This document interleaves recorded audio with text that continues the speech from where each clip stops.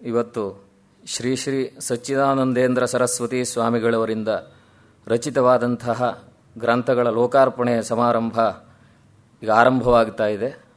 ಮೊದಲು ವೇದಘೋಷದೊಂದಿಗೆ ಕಾರ್ಯಕ್ರಮ ಆರಂಭವಾಗುತ್ತೆ. ಓಂ ಗಣಾನಾನ್ತ್ವಾ ಗಣಪತಿಗುಂ ಹವಾಮಹೇ ಕವಿಂ ಕವೇನಾಮುಪಮಶ್ರವಸ್ತಮಂ ಜ್ಯೇಷ್ಠರಾಜಂ ಬ್ರಹ್ಮಣಾಂ ಬ್ರಹ್ಮಣಸ್ಪತ ಆನಶೃಣ್ವನ್ನೋತಿಭಿಃ ಸೇದಸಾದನಂ ಪ್ರಣೋ ದೇವೇ ಸರಸ್ವತಿ ವಾಜೇಭಿರ್ವಾಜಿನೀವತಿ ಧೀನಾಮವಿತ್ರ್ಯವತು. ಓಂ ಆಶುಷ್ಯಿಶಾನೋ ವೃಷಭೋ ನ ಯುಧ್ಮೋ ಘನಾಘನಃ ಕ್ಷೋಭಣಶ್ಚರಷಣೀನಾಂ ಸಂಕ್ರಂದನೋ ನಿಮಿಷ ಏಕವೀರಶ್ಯತಗುಂ ಸೇನಾ ಅಜಯತ್ಸಾಕಮಿಂದ್ರಃ ಸಂಕ್ರಂದನೇನ ನಿಮಿಷೇಣ ಜಿಷ್ಣುನಾ ಯುತ್ಕಾರೇಣ ದುಶ್ಯವನೇನ ಧೃಷ್ಣುನಾ ತದಿಂದ್ರೇಣ ಜಯತ ತತ್ಸಹ ಧ್ವಂಯುಧೋ ನರ ಇಷುಹಸ್ತೇನ ವೃಷ್ಣಾ ಸ ಇಷುಹಸ್ತೈಃ ಸ ನಿಷಂಗಿಭಿರ್ವಶೀ ಸಗ್ಗಸ್ರಷ್ಟಾ ಸಯುಧ ಇಂದ್ರೋ ಗಣೇನ ಸಗುಂ ಸೃಷ್ಟಜಿತ್ಸೋಮಪಾಬಾಹುಷರ್ಧ್ಯೋರ್ಧ್ವಧನ್ವಾ ಪ್ರತಿಹಿತಾಭಿರಸ್ತಾ. ಹರಿ ಓಂ. ಬ್ರಹ್ಮೈಕ್ಯ ಶ್ರೀ ಶ್ರೀ ಸಚ್ಚಿದಾನಂದೇಂದ್ರ ಸರಸ್ವತಿ ಸ್ವಾಮಿಗಳವರಿಂದ ರಚಿತವಾದ ಅಮೂಲ್ಯ ಗ್ರಂಥಗಳ ಲೋಕಾರ್ಪಣೆ ಈಗ ನಡೆಯಲಿದೆ. ಆಸುಪ್ತೆ ರಾಮೃತೇ ಕಾಲಂ ನಯೇದ್ವೇದಾಂತ ಚಿಂತೆಯ ಅನ್ನುವಂತಹ ಅಭಿಯುಕ್ತ ವಚನಕ್ಕೆ ದೃಷ್ಟಾಂತಪ್ರಾಯರಾಗಿದ್ದವರು ಶ್ರೀ ಶ್ರೀಗಳವರು. ಶಾಂಕರ ವೇದಾಂತದ ಪ್ರಸಾರ, ಅದಕ್ಕೆ ಶಾಸ್ತ್ರ ಸಂಶೋಧನೆ, ಮೌಲಿಕ ವೇದಾಂತ ಗ್ರಂಥಗಳ ಲೇಖನ ಪ್ರಕಾಶನಕ್ಕಾಗಿ ಬಹುಶಃ ಶ್ರೀಗಳವರಷ್ಟು ಪರಿಶ್ರಮವನ್ನು ಮಾಡದವರು ಯಾರೂ ಇಲ್ಲ ಅಂತಲೇ ಹೇಳಬಹುದು. ಗ್ರಂಥಗಳ ಪ್ರಕಾಶನದಲ್ಲಿ ಅವರು ತಳೆದಿದ್ದಂತಹ ಶ್ರದ್ಧೆ, ನಿರಂತರತೆ ಅದು ಅನಿತರ ಸಾಧಾರಣವಾದದ್ದು. 1920ರಲ್ಲಿ ಅವರು ಸ್ಥಾಪಿಸಿದಂತಹ ಅಧ್ಯಾತ್ಮ ಪ್ರಕಾಶ ಕಾರ್ಯಾಲಯ ಇಂದಿಗೂ ಕೂಡ ವೇದಾಂತ ಪ್ರಸಾರ, ಅಧ್ಯಾಪನ, ಗ್ರಂಥ ಪ್ರಕಟಣೆ, ಮಾಸಪತ್ರಿಕೆಯೇ ಮೊದಲಾದ ಮುಖ್ಯ ಚಟುವಟಿಕೆಗಳನ್ನು ಸತತವಾಗಿ ಮುಂದುವರಿಸಿಕೊಂಡು ಬರ್ತಾ ಇದೆ. ಶ್ರೀ ಶ್ರೀಗಳವರು ಕನ್ನಡ, ಸಂಸ್ಕೃತ, ಆಂಗ್ಲ ಭಾಷೆಗಳಲ್ಲಿ ರಚಿಸಿರುವಂತಹ ಗ್ರಂಥಗಳು ಸುಮಾರು 200ಕ್ಕೂ ಹೆಚ್ಚು. ಶ್ರೀ ಶ್ರೀಗಳವರ ಈ ಒಂದು ಸಾರಸ್ವತ ಯಜ್ಞ ಅತ್ಯಂತ ವಿಸ್ಮಯಾವಹ ವಿಷಯ ಅಂತ ಹೇಳಿದ್ರೆ ತಪ್ಪಾಗಲಾರದು. ಶ್ರೀ ಶ್ರೀಗಳವರು ಬ್ರಹ್ಮೈಕ್ಯರಾದ ನಂತರವೂ ಕೂಡ ಅವರು ಪ್ರಾರಂಭಿಸಿದಂತಹ ಈ ಎಲ್ಲ ಚಟುವಟಿಕೆಗಳನ್ನು ಅವರೇ ಹಾಕಿಕೊಟ್ಟ ಮಾರ್ಗದರ್ಶನದಲ್ಲಿ ವಿಶ್ವಸ್ತ ಸಮಿತಿ ಮತ್ತು ಕಾರ್ಯಕಾರಿ ಸಮಿತಿಯ ಸಹಯೋಗದಲ್ಲಿ ಅಚಲ ನಿಷ್ಠೆಯಿಂದ ಕಾರ್ಯಾಲಯ ಮುಂದುವರೆಸಿಕೊಂಡು ಬಂದಿರುವಂಥದ್ದು ಅತ್ಯಂತ ಸಂತೋಷದಾಯಕವಾದಂಥ ವಿಚಾರವಾಗಿದೆ. ಇಂದು ಶ್ರೀ ಶ್ರೀಗಳವರೇ ರಚನೆ ಮಾಡಿರುವಂತಹ 4 ಗ್ರಂಥಗಳು ಲೋಕಾರ್ಪಣೆಗೊಳ್ಳಲಿವೆ. ಗ್ರಂಥಗಳನ್ನು ಲೋಕಾರ್ಪಣೆಗೊಳಿಸಿ ಗ್ರಂಥವನ್ನು ಪರಿಚಯಿಸುವಂತಹ ವಿದ್ವಾಂಸರು ವೇದಿಕೆಯ ಮೇಲೆ ಆಸೀನರಾಗಿದ್ದಾರೆ. ಅವರ ಸಂಕ್ಷಿಪ್ತ ಪರಿಚಯವನ್ನು ಮೊದಲನೆಯದಾಗಿ ಮಾಡಿಕೊಡ್ತಾ ಅವರನ್ನು ಸ್ವಾಗತಿಸ್ತೇನೆ. ಮೊದಲು ಡಾಕ್ಟರ್ KS ರಾಮನಾಥ ಶರ್ಮ. ಇವರು 1945ರಲ್ಲಿ ಹಾಸನ ಜಿಲ್ಲೆ ಕಾವೇರಿ ತೀರದಲ್ಲಿ ಇರುವಂತಹ ಕೇರಳಾಪುರದಲ್ಲಿ ಜನಿಸಿದರು. ಮೈಸೂರು ವಿಶ್ವವಿದ್ಯಾಲಯದಲ್ಲಿ BE MTech ಪದವಿಯನ್ನು ಪಡೆದು ಇಂಡಿಯನ್ ಇನ್ಸ್ಟಿಟ್ಯೂಟ್ ಆಫ್ ಸೈನ್ಸ್ನಿಂದ PhD ಪದವಿಯನ್ನು ಪಡೆದರು. ಇವರು PhD ಮಹಾಪ್ರಬಂಧಕ್ಕೆ 1989ನೇ ಸಾಲಿನ ಅಲಮೈನ್ ಮೆಡಲ್ ಪದಕವನ್ನು ಪಡೆದರು. ಇವರು ವೃತ್ತಿಯಲ್ಲಿ ಇಂಜಿನಿಯರಿಂಗ್ ಪ್ರಾಧ್ಯಾಪಕರು. ಬೋಧನೆಯಲ್ಲಿ 4 ದಶಕಗಳು ಮೀರಿದಂತಹ ಅನುಭವ. ಕೆನಡಾ ದೇಶದ ಮಾನಿಟೋಬಾ ವಿಶ್ವವಿದ್ಯಾನಿಲಯದಲ್ಲಿ 3 ವರ್ಷಗಳ ಕಾಲ ಸಂದರ್ಶಕ ಪ್ರಾಧ್ಯಾಪಕರಾಗಿ ಇದ್ದರು. ಅನಂತರ MS ರಾಮಯ್ಯ ತಾಂತ್ರಿಕ ಮಹಾವಿದ್ಯಾಲಯದಲ್ಲಿ ಪ್ರಾಂಶುಪಾಲರು, ಆಡಳಿತಾಧಿಕಾರಿಗಳು, ಗಣಕಯಂತ್ರ ವಿಜ್ಞಾನದ ಪ್ರಾಧ್ಯಾಪಕರಾಗಿದ್ದು 2009ರಲ್ಲಿ ವೃತ್ತಿಯಿಂದ ನಿವೃತ್ತರಾದರು. ಇವರಿಗೆ ಮೊದಲಿನಿಂದಲೂ ಸಂಸ್ಕೃತ ಮತ್ತು ಅಧ್ಯಾತ್ಮದ ಬಗ್ಗೆ ಒಲವಿದ್ದರೂ ಅಧ್ಯಯನ ಸಾಧ್ಯವಾಗಿರಲಿಲ್ಲ. 1966ರಲ್ಲಿ ದಾವಣಗೆರೆಯಲ್ಲಿ ಇವರು ಅಧ್ಯಾಪಕರಾಗಿದ್ದ ಸಂದರ್ಭದಲ್ಲಿ ಶ್ರೀಗಳವರು ಆ ಊರಿನಲ್ಲೇ ವಾಸ್ತವ್ಯವನ್ನು ಮಾಡಿ ವೇದಾಂತ ಪ್ರವಚನಗಳನ್ನು ನೀಡ್ತಾ ಇದ್ದರೂ ಇವರಿಗೆ ತಿಳಿದೇ ಇರುವುದನ್ನು ದುರಾದೃಷ್ಟ ಅಂತಲೇ ಭಾವಿಸಿದ್ದಾರೆ. ಆದರೆ ಸೌಭಾಗ್ಯವಶದಿಂದ 2000ನೇ ಇಸ್ವಿಯಲ್ಲಿ ಶ್ರೀಗಳವರ ಗ್ರಂಥಗಳೆಲ್ಲ ದೊರಕಿ ಅವುಗಳ ಅಧ್ಯಯನದ ಮೂಲಕ ವೇದಾಂತದ ಪ್ರವೇಶವನ್ನು ಪಡೆದರು. ಇನ್ನು ಅಧ್ಯಾತ್ಮ ಚಿಂತನೆ ಎನ್ನುವಂಥದ್ದು ಶ್ರೀಗಳವರ ಗ್ರಂಥಗಳ ಮೂಲಕವೇ ಎನ್ನುವಂಥ ಅಚಲ ನಿರ್ಧಾರವನ್ನು ತಳೆದು 2009ರಲ್ಲಿ ವೃತ್ತಿಯಿಂದ ನಿವೃತ್ತರಾದ ನಂತರ ಬೇರಾವ ಉದ್ಯೋಗವೂ ಬೇಡ ಅಂತ ನಿಶ್ಚಯವನ್ನು ಮಾಡಿ ವೇದಾಂತ ಅಧ್ಯಯನ ಚಿಂತನೆಯಲ್ಲೇ ತೊಡಗಿ ಕಾರ್ಯಾಲಯದ ಗ್ರಂಥ ಸಂಪಾದನೆಯಲ್ಲಿ ಸಹಾಯವನ್ನು ಮಾಡ್ತಾ ಇದ್ದಾರೆ. ಗುರುಕೃಪೆಯಿಂದಲೇ ಹೃದಯ ಗ್ರಂಥಿಯ ಭೇದನ ಸರ್ವ ಸಂಶಯ ಛೇದನ ಅನ್ನುವಂತಹ ಉದಾತ್ತ ಭಾವನೆಯಿಂದ ಇರುವಂಥವರು. ಇಂಥ ಮಹನೀಯರನ್ನು ಈ ಸಭೆಗೆ ಆತ್ಮೀಯವಾಗಿ ಸ್ವಾಗತವನ್ನು ಕೋರ್ತೇನೆ. ಹಾಗೆಯೇ ಇನ್ನೊಬ್ಬ ವಿದ್ವಾಂಸರು ಡಾಕ್ಟರ್ ಎಸ್ ರಂಗನಾಥ್ ಅವರು. ಬಹುಶಃ ಶ್ರೀಯುತರ ಪರಿಚಯ ಸಾಮಾನ್ಯವಾಗಿ ಎಲ್ಲರಿಗೂ ಇರುವಂಥದ್ದು.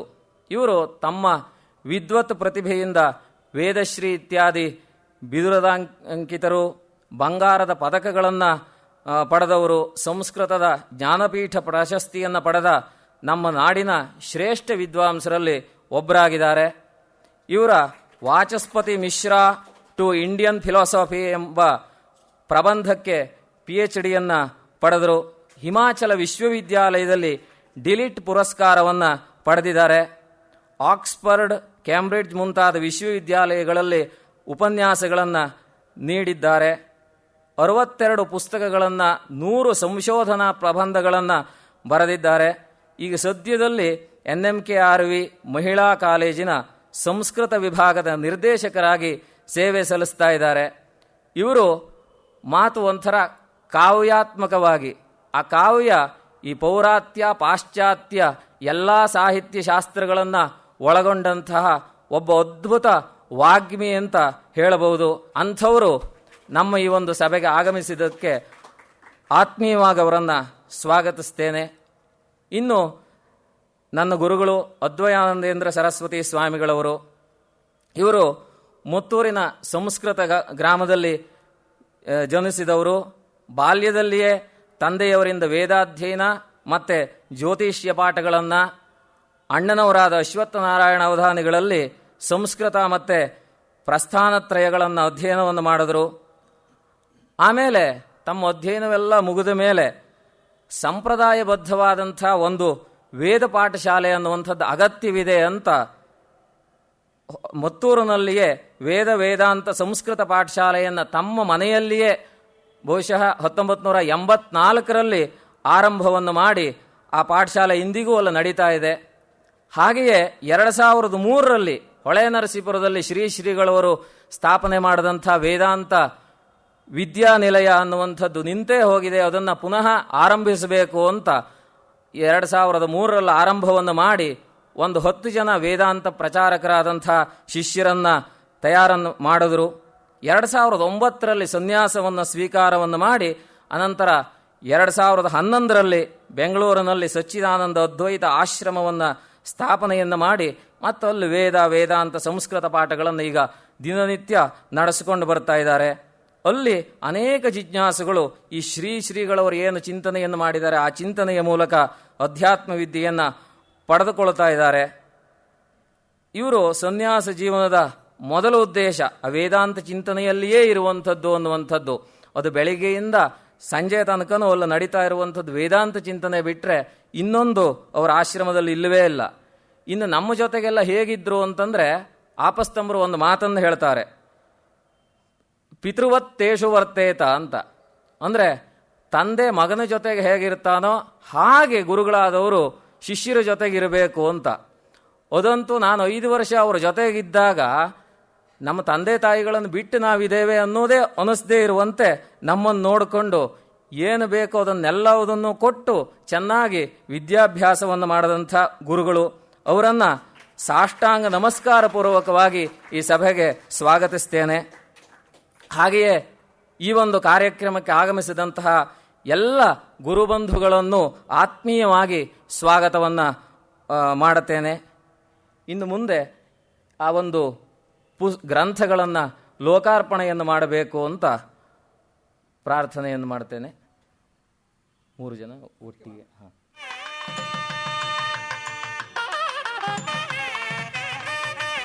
ವಾಜಿನೀವತಿ ಧೀನಾಮ ವಿತ್ರ್ಯವತು ಆನೋ ದಿವೋ ಬೃಹತಃ ಪರ್ವತಾದಾ ಸರಸ್ವತಿ ಯಜತಾ ಗಂತು ಯಜ್ಞಂ ಹವನ್ ದೇವಿ ಜುಜುಷಾಣಾ ಘೃತಾಚಿ ಶಕ್ಮಾನ್ನೋ ವಾಚಮುಷತಿ ಶೃಣೋತು ದೇವೀಂ ವಾಚಮಜನಯಂತ ದೇವಾಃ ತಾಂ ವಿಶ್ವರೂಪಾಃ ಪಶವೋ ವದಂತಿ ಸಾ ನೋ ಮಂದ್ರೇಶಮೋರ್ಜಂದುಹಾನಾ ಧೇನುರ್ವಾಗಸ್ಮಾನುಪಸುಷ್ಟ್ಯುತೈತು.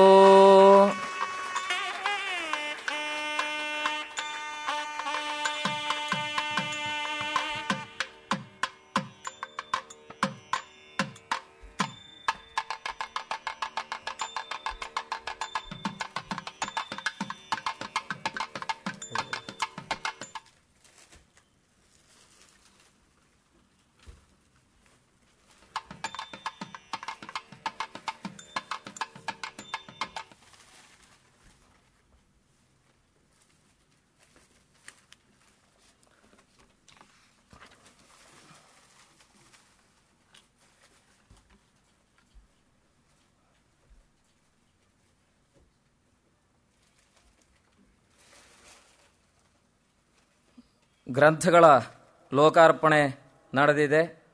ಮೊದಲನೆಯದಾಗಿ ಶ್ರೀ ಶಂಕರ ಭಗವತ್ಪಾದ ವೃತ್ತಾಂತ ಸಾರ ಸರ್ವಸ್ವ ಇಂಗ್ಲೀಷಿನಲ್ಲಿ ಅನುವಾದವಾದಂತಹ ಗ್ರಂಥ. ಆ ಗ್ರಂಥವನ್ನು ಹಾಗೆಯೇ ಆರ್ಟಿಕಲ್ಸ್ ಆ್ಯಂಡ್ ಥಾಟ್ಸ್ ಆನ್ ವೇದಾಂತ ಅನ್ನುವಂಥ ಶ್ರೀಗಳವರ ಇನ್ನೊಂದು ಗ್ರಂಥವನ್ನು ಶ್ರೀಯುತ ಡಾಕ್ಟರ್ KS ರಾಮನಾಥರವರು ಈಗ ಪರಿಚಯವನ್ನು ಮಾಡಿಸ್ಕೊಡ್ತಾರೆ.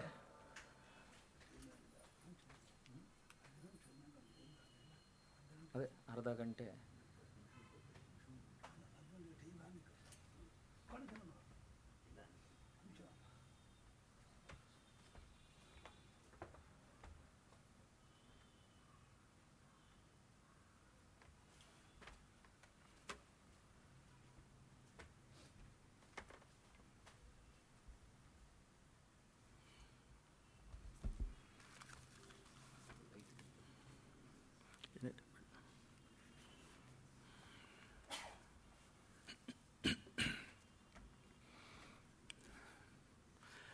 ಅಜ್ಞಾನತಿಮಿರಾಂಧಸ್ಯ ಜ್ಞಾನಾಂಜನಶಲಾಕಯಾ ಚಕ್ಷುರುನ್ಮೀಲಿತಂ ಯೇನ ತಸ್ಮೈ ಶ್ರೀಗುರವೇ ನಮಃ. ಶ್ರುತಿಸ್ಮೃತಿಪುರಾಣಾನಾಂ ಆಲಯಂ ಕರುಣಾಲಯಂ ನಮಾಮಿ ಭಗವತ್ಪಾದಂ ಶಂಕರಂ ಲೋಕಶಂಕರಂ. ವಂದೇ ತಂ ಸಚ್ಚಿದಾನಂದಂ ಯತಿವರ್ಯಂ ಮಹಾಮತಿಂ ವೇದವೇದಾಂತಸಾರಜ್ಞಂ ಸದ್ಗುರುಂ ಪ್ರಣತೋಸ್ಮ್ಯಹಂ.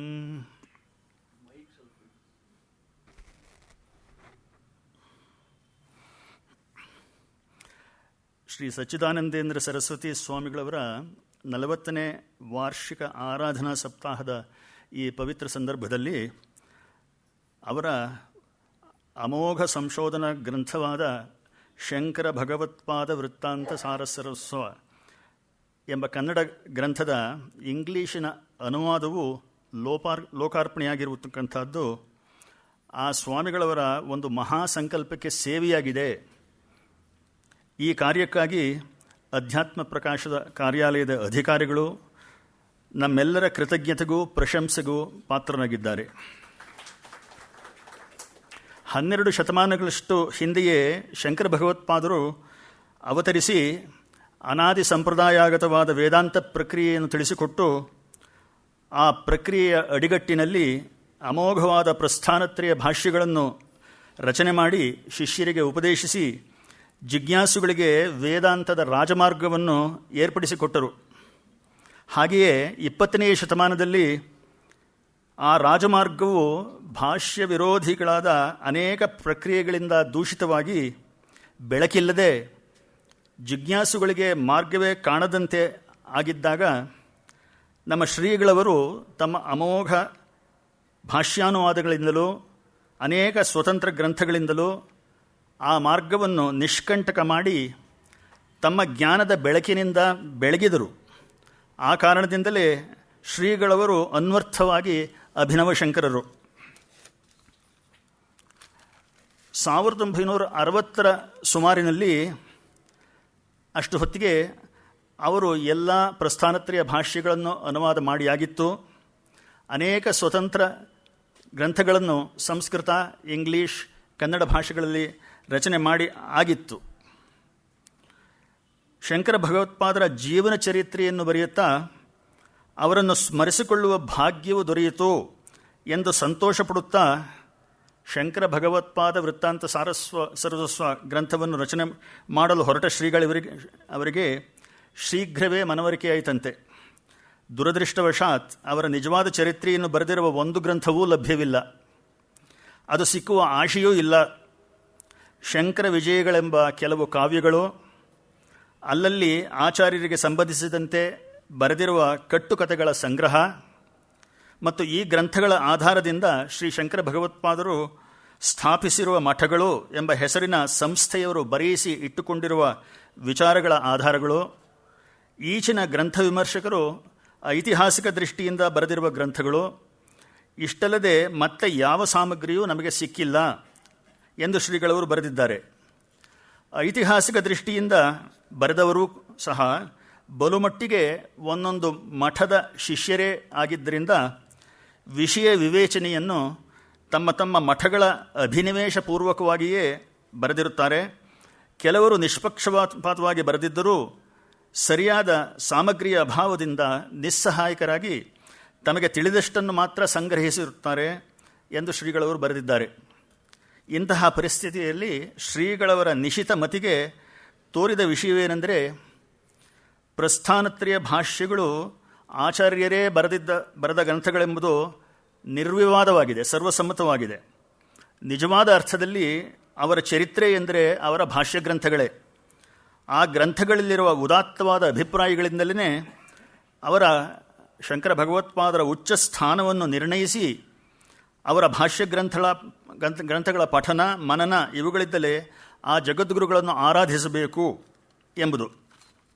ಹೀಗೆ ಅವರಿಗೆ ಗೋಚರಿಸಿದ ಮೇಲೆ ಆಚಾರ್ಯರ ಜೀವನ ಚರಿತ್ರೆಯ ಯಾವ ವಿಷಯವಾದರೂ ಅವರ ಭಾಷ್ಯ ಗ್ರಂಥಗಳಲ್ಲಿರುವ ಅಭಿಪ್ರಾಯದ ಒರೆಗಲ್ಲಿಗೆ ತಿಕ್ಕಿ ನೋಡಿಯೇ ಬೆಲೆ ಕಟ್ಟಬೇಕು ಎಂದು ತೀರ್ಮಾನಿಸಿದರು. ಎಲ್ಲಿ ಭಾಷ್ಯದಿಂದ ಹೊರಪಡುವ ಅಭಿಪ್ರಾಯಗಳಿಗೆ ವಿರುದ್ಧವಾಗಿ ಇಲ್ಲವೋ ಆ ವಿಷಯಗಳಲ್ಲಿ ಬೇರೆ ಬೇರೆ ಗ್ರಂಥಗಳಲ್ಲಿ ಇರುವ ಅಭಿಪ್ರಾಯಗಳನ್ನು ಹೋಲಿಸಿ ನೋಡಿ ಅವುಗಳ ಸಾರಾಸಾರ ವಿವೇಕವನ್ನು ಮಾಡಿರುತ್ತಾರೆ. ಇದೇ ತಮ್ಮ ಪುಸ್ತಕದಲ್ಲಿರುವ ವಿಶೇಷವೆಂದು ಶ್ರೀಗಳವರೇ ಬರೆದಿರುತ್ತಾರೆ. ಈ ಗ್ರಂಥದಲ್ಲಿರುವ ವಿಷಯಗಳು, ವಿಮರ್ಶೆಗಳು ಪ್ರಾಯಶಃ ಆಚಾರ್ಯರ ಜೀವನದ ಎಲ್ಲ ಅಂಶಗಳನ್ನು ಒಳಗೊಂಡಿದೆ ಎಂದು ಭಾವಿಸಬಹುದು. ಅವುಗಳೆಂದರೆ ಆಚಾರ್ಯರ ಜನ್ಮಸ್ಥಾನ, ಜನ್ಮದಿನ, ಮಾತಾಪಿತೃಗಳು, ಆಚಾರ್ಯರ ಬಾಲ್ಯ, ಶಿಕ್ಷಣ, ಆತುರದ ಸನ್ಯಾಸ, ಗೋವಿಂದ ಭಗವತ್ಪಾದರಲ್ಲಿ ಯಾವ ಕ್ರಮದಲ್ಲಿ ಸನ್ಯಾಸ, ಗೋವಿಂದ ಭಗವತ್ಪಾದರ ಉಪದೇಶವೇನು, ಅವರು ಆಚಾರ್ಯರಿಗೆ ತಿಳಿಸಿಕೊಟ್ಟ ವೇದಾಂತ ಪ್ರಕ್ರಿಯೆ ಯಾವುದು, ಆಚಾರ್ಯರಿಗೂ ಮಂಡನ ಮಿಶ್ರರೆಂಬ ಪಂಡಿತನಿಗೂ ವಾದವಾಯಿತು ಎಂದು ಆ ವಾದದಲ್ಲಿ ಸೋತು ಆಚಾರ್ಯರಿಂದ ಆತನು ಸನ್ಯಾಸವನ್ನು ಸ್ವೀಕಾರ ಮಾಡಿ ಸುರೇಶ್ವರಾಚಾರ್ಯ ಎಂಬ ಹೊಸ ಅಭಿಧಾನವನ್ನು ಪಡೆದನೆಂದು ಶಂಕರ ವಿಜಯಗಳಲ್ಲಿ ಕಥೆ ಇದೆ.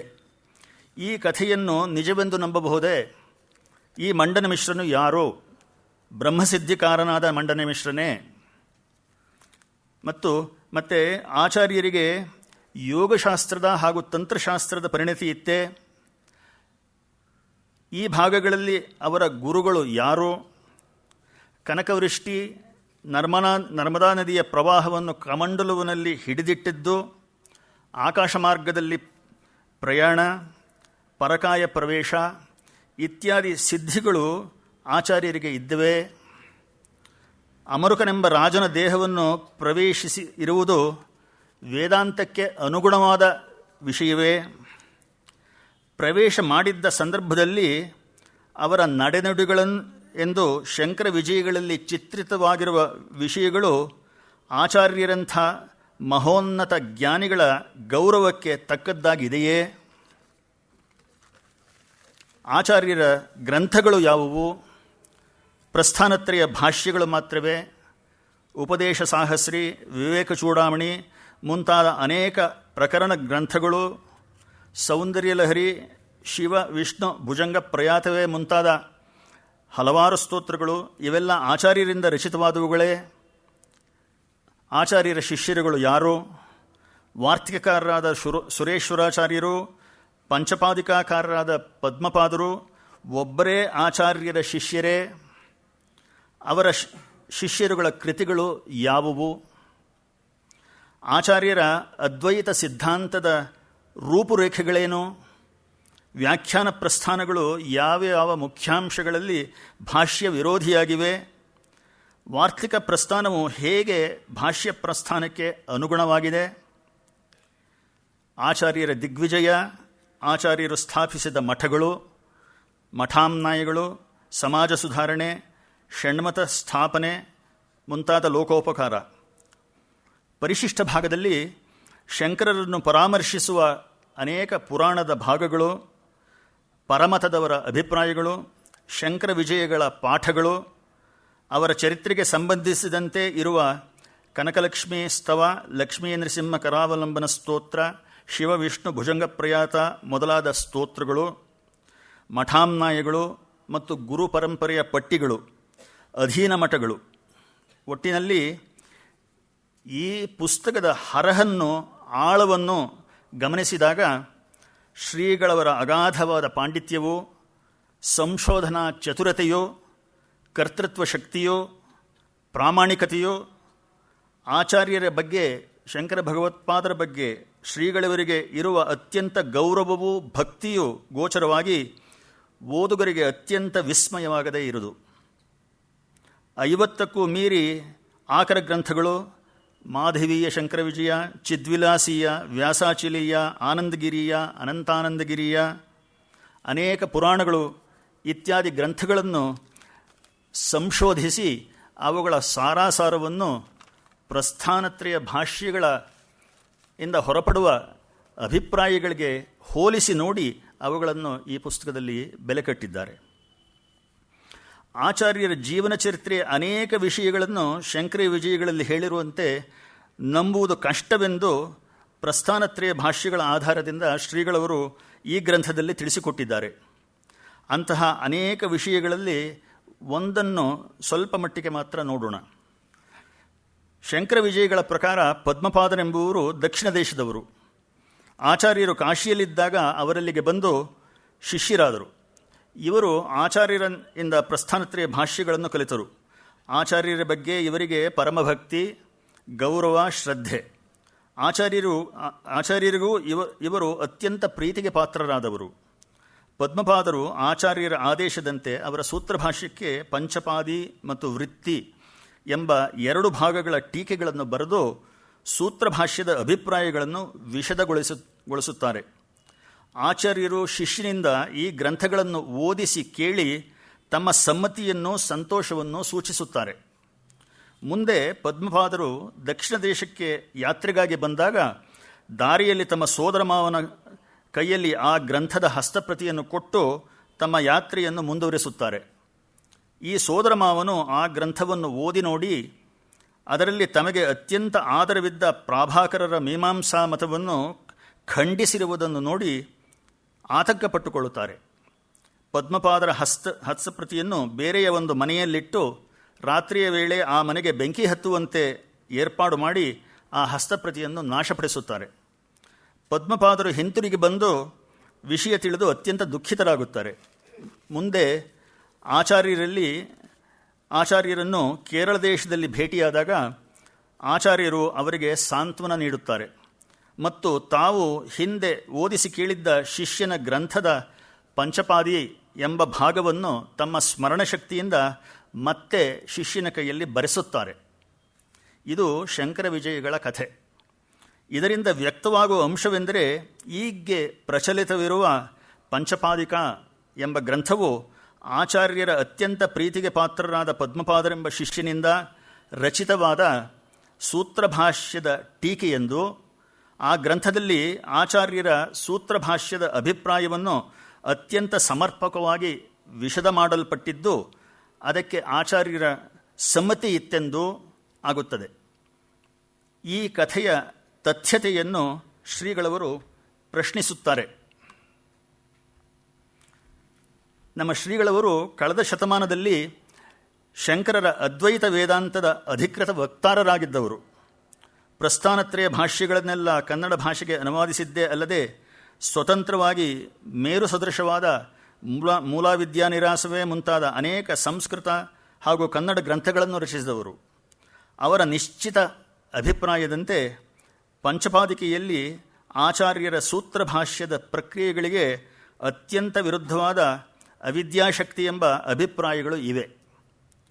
ಶ್ರೀಗಳ ಜೀವನಮಾನದ ಉದ್ದೇಶವೇ ಇಂತಹ ಭಾಷ್ಯ ವಿರೋಧಿಯಾದ ಪ್ರಕ್ರಿಯೆಗಳನ್ನು ತೋರಿಸಿಕೊಟ್ಟು ಶುದ್ಧ ಶಾಂಕರ ಪ್ರಕ್ರಿಯೆಯನ್ನು ಒದಗಿಸಿಕೊಡುವುದೇ ಆಗಿತ್ತು. ಶ್ರೀಗಳವರು ತಮ್ಮ ಆಳವಾದ ಭಾಷ್ಯಜ್ಞಾನದಿಂದ ಪಂಚಪಾದಿಕಾ ಗ್ರಂಥವನ್ನು ರಚಿಸಿದವರು ಯಾರೇ ಆಗಿರಲಿ ಅವರು ಆಚಾರ್ಯರ ಆಗಿದ್ದರೆಂದು ನಂಬುವುದು ಕಷ್ಟ ಎಂದು ಈ ಪ್ರಸ್ತುತ ಗ್ರಂಥದಲ್ಲಿ ತಿಳಿಸಿ ಹೇಳುತ್ತಾರೆ. ಆಚಾರ್ಯರ ಚರಿತ್ರೆಯ ಅನೇಕ ವಿಷಯಗಳ ಬಗ್ಗೆ ಈ ರೀತಿಯ ವಿಶ್ಲೇಷಣೆಯನ್ನು ಓದುಗರು ಕಾಣಬಹುದು. ಕೆಲವು ವಿಷಯಗಳು ಆಚಾರ್ಯರ ಜನನದ ಕಾಲ, ಮಾತಾಪಿತೃಗಳು, ಈ ವಿಚಾರಗಳು ಪ್ರಸ್ಥಾನತ್ರಯ ಭಾಷ್ಯಗಳಿಂದ ಹೊರಡದೇ ಇರಬಹುದು. ಅಂತಹ ವಿಷಯಗಳ ಬಗ್ಗೆ ಬೇರೆ ಬೇರೆಯ ಗ್ರಂಥಗಳಲ್ಲಿ ಇರುವ ವಿಷಯಗಳನ್ನು ತುಲನೆ ಮಾಡಿ ಯಾವುದನ್ನು ನಂಬಬಹುದು, ಯಾವುದನ್ನು ನಂಬುವುದು ಕಷ್ಟ, ಎಲ್ಲಿ ವಿರೋಧವಿದೆ ಎಂಬುದನ್ನು ಶ್ರೀಗಳು ತೋರಿಸಿಕೊಟ್ಟಿದ್ದಾರೆ.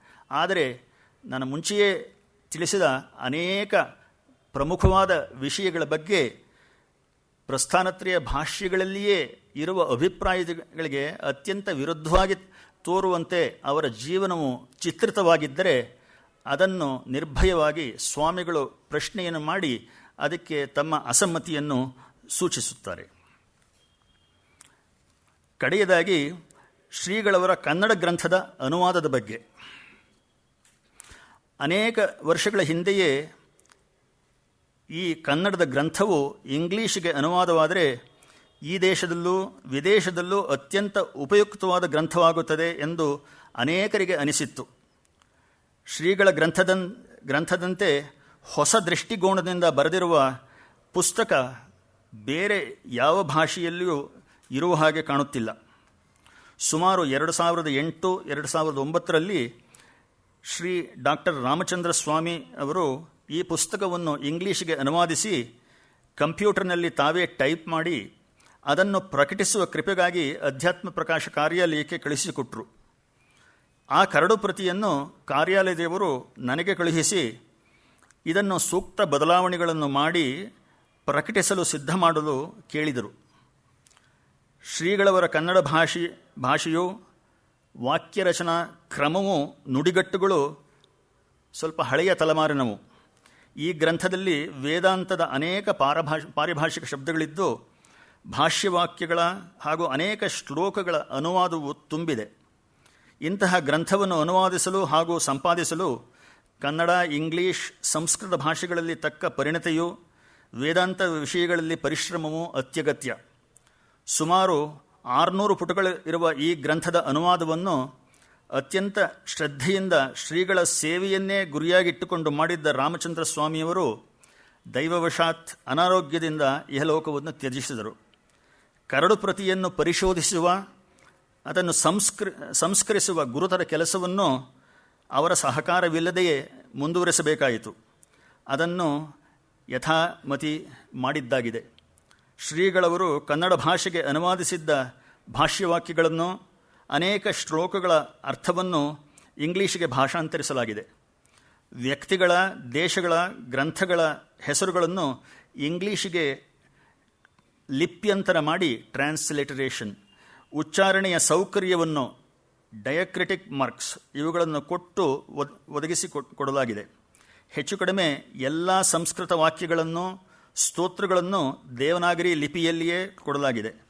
ಕಡೆಯಲ್ಲಿ ಸುಮಾರು 200 ಪದಗಳ ಪುಟ್ಟ ಶಬ್ದಕೋಶವನ್ನು, ಗ್ಲಾಸರಿ, ಇದನ್ನು ಕೊಡಲಾಗಿದೆ.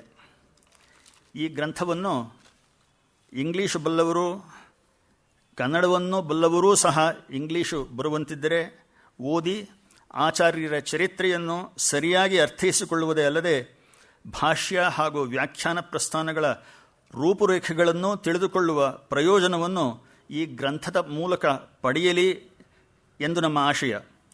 ಈ ಗ್ರಂಥದಲ್ಲಿ ಇರಬಹುದಾದ ನ್ಯೂನತೆಗಳನ್ನು, ಗ್ರಂಥವನ್ನು ಉತ್ತಮಗೊಳಿಸುವ ರೀತಿಯನ್ನು ತಿಳಿದವರು ತಿಳಿಸಿಕೊಟ್ಟರೆ ಮುಂದಿನ ಸಂಸ್ಕರಣಗಳಲ್ಲಿ ಅವುಗಳನ್ನು ಉಪಯೋಗಿಸಿಕೊಳ್ಳಬಹುದು.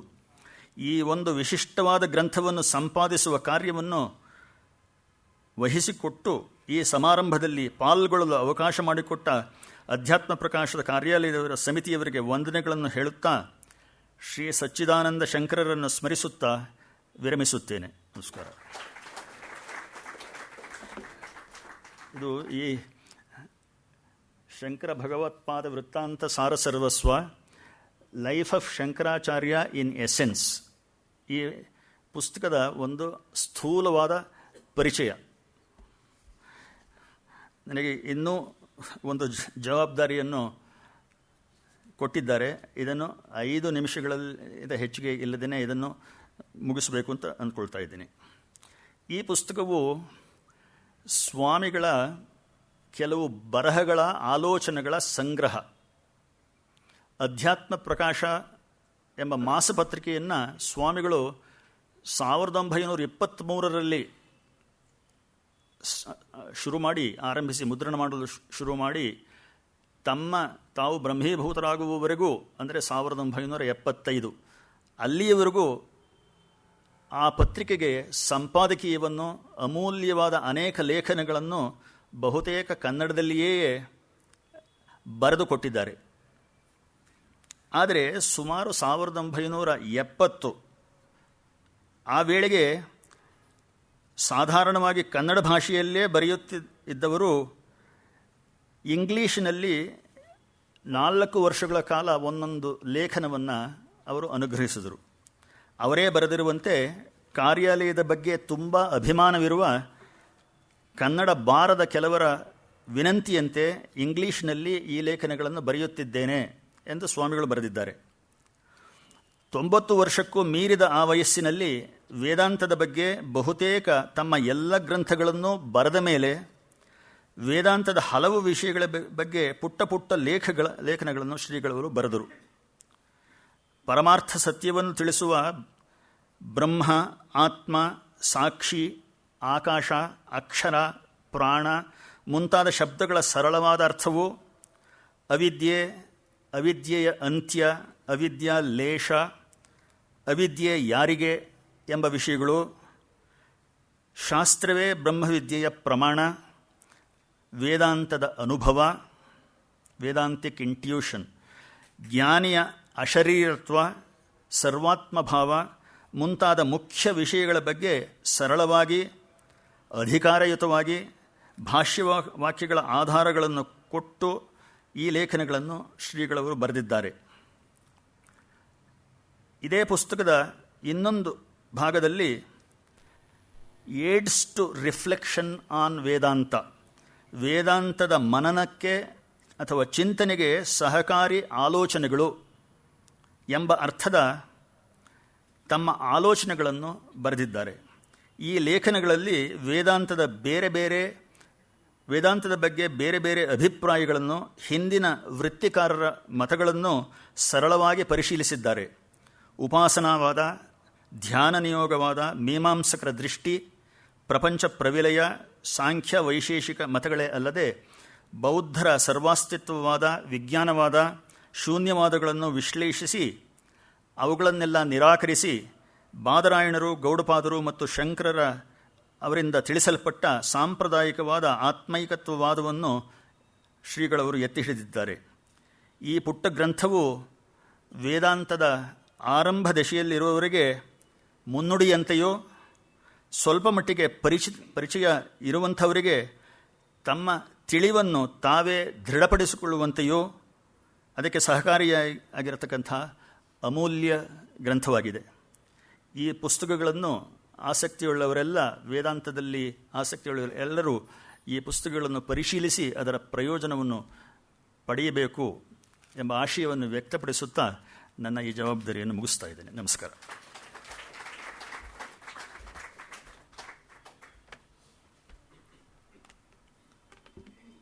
ಹಿಂದೆ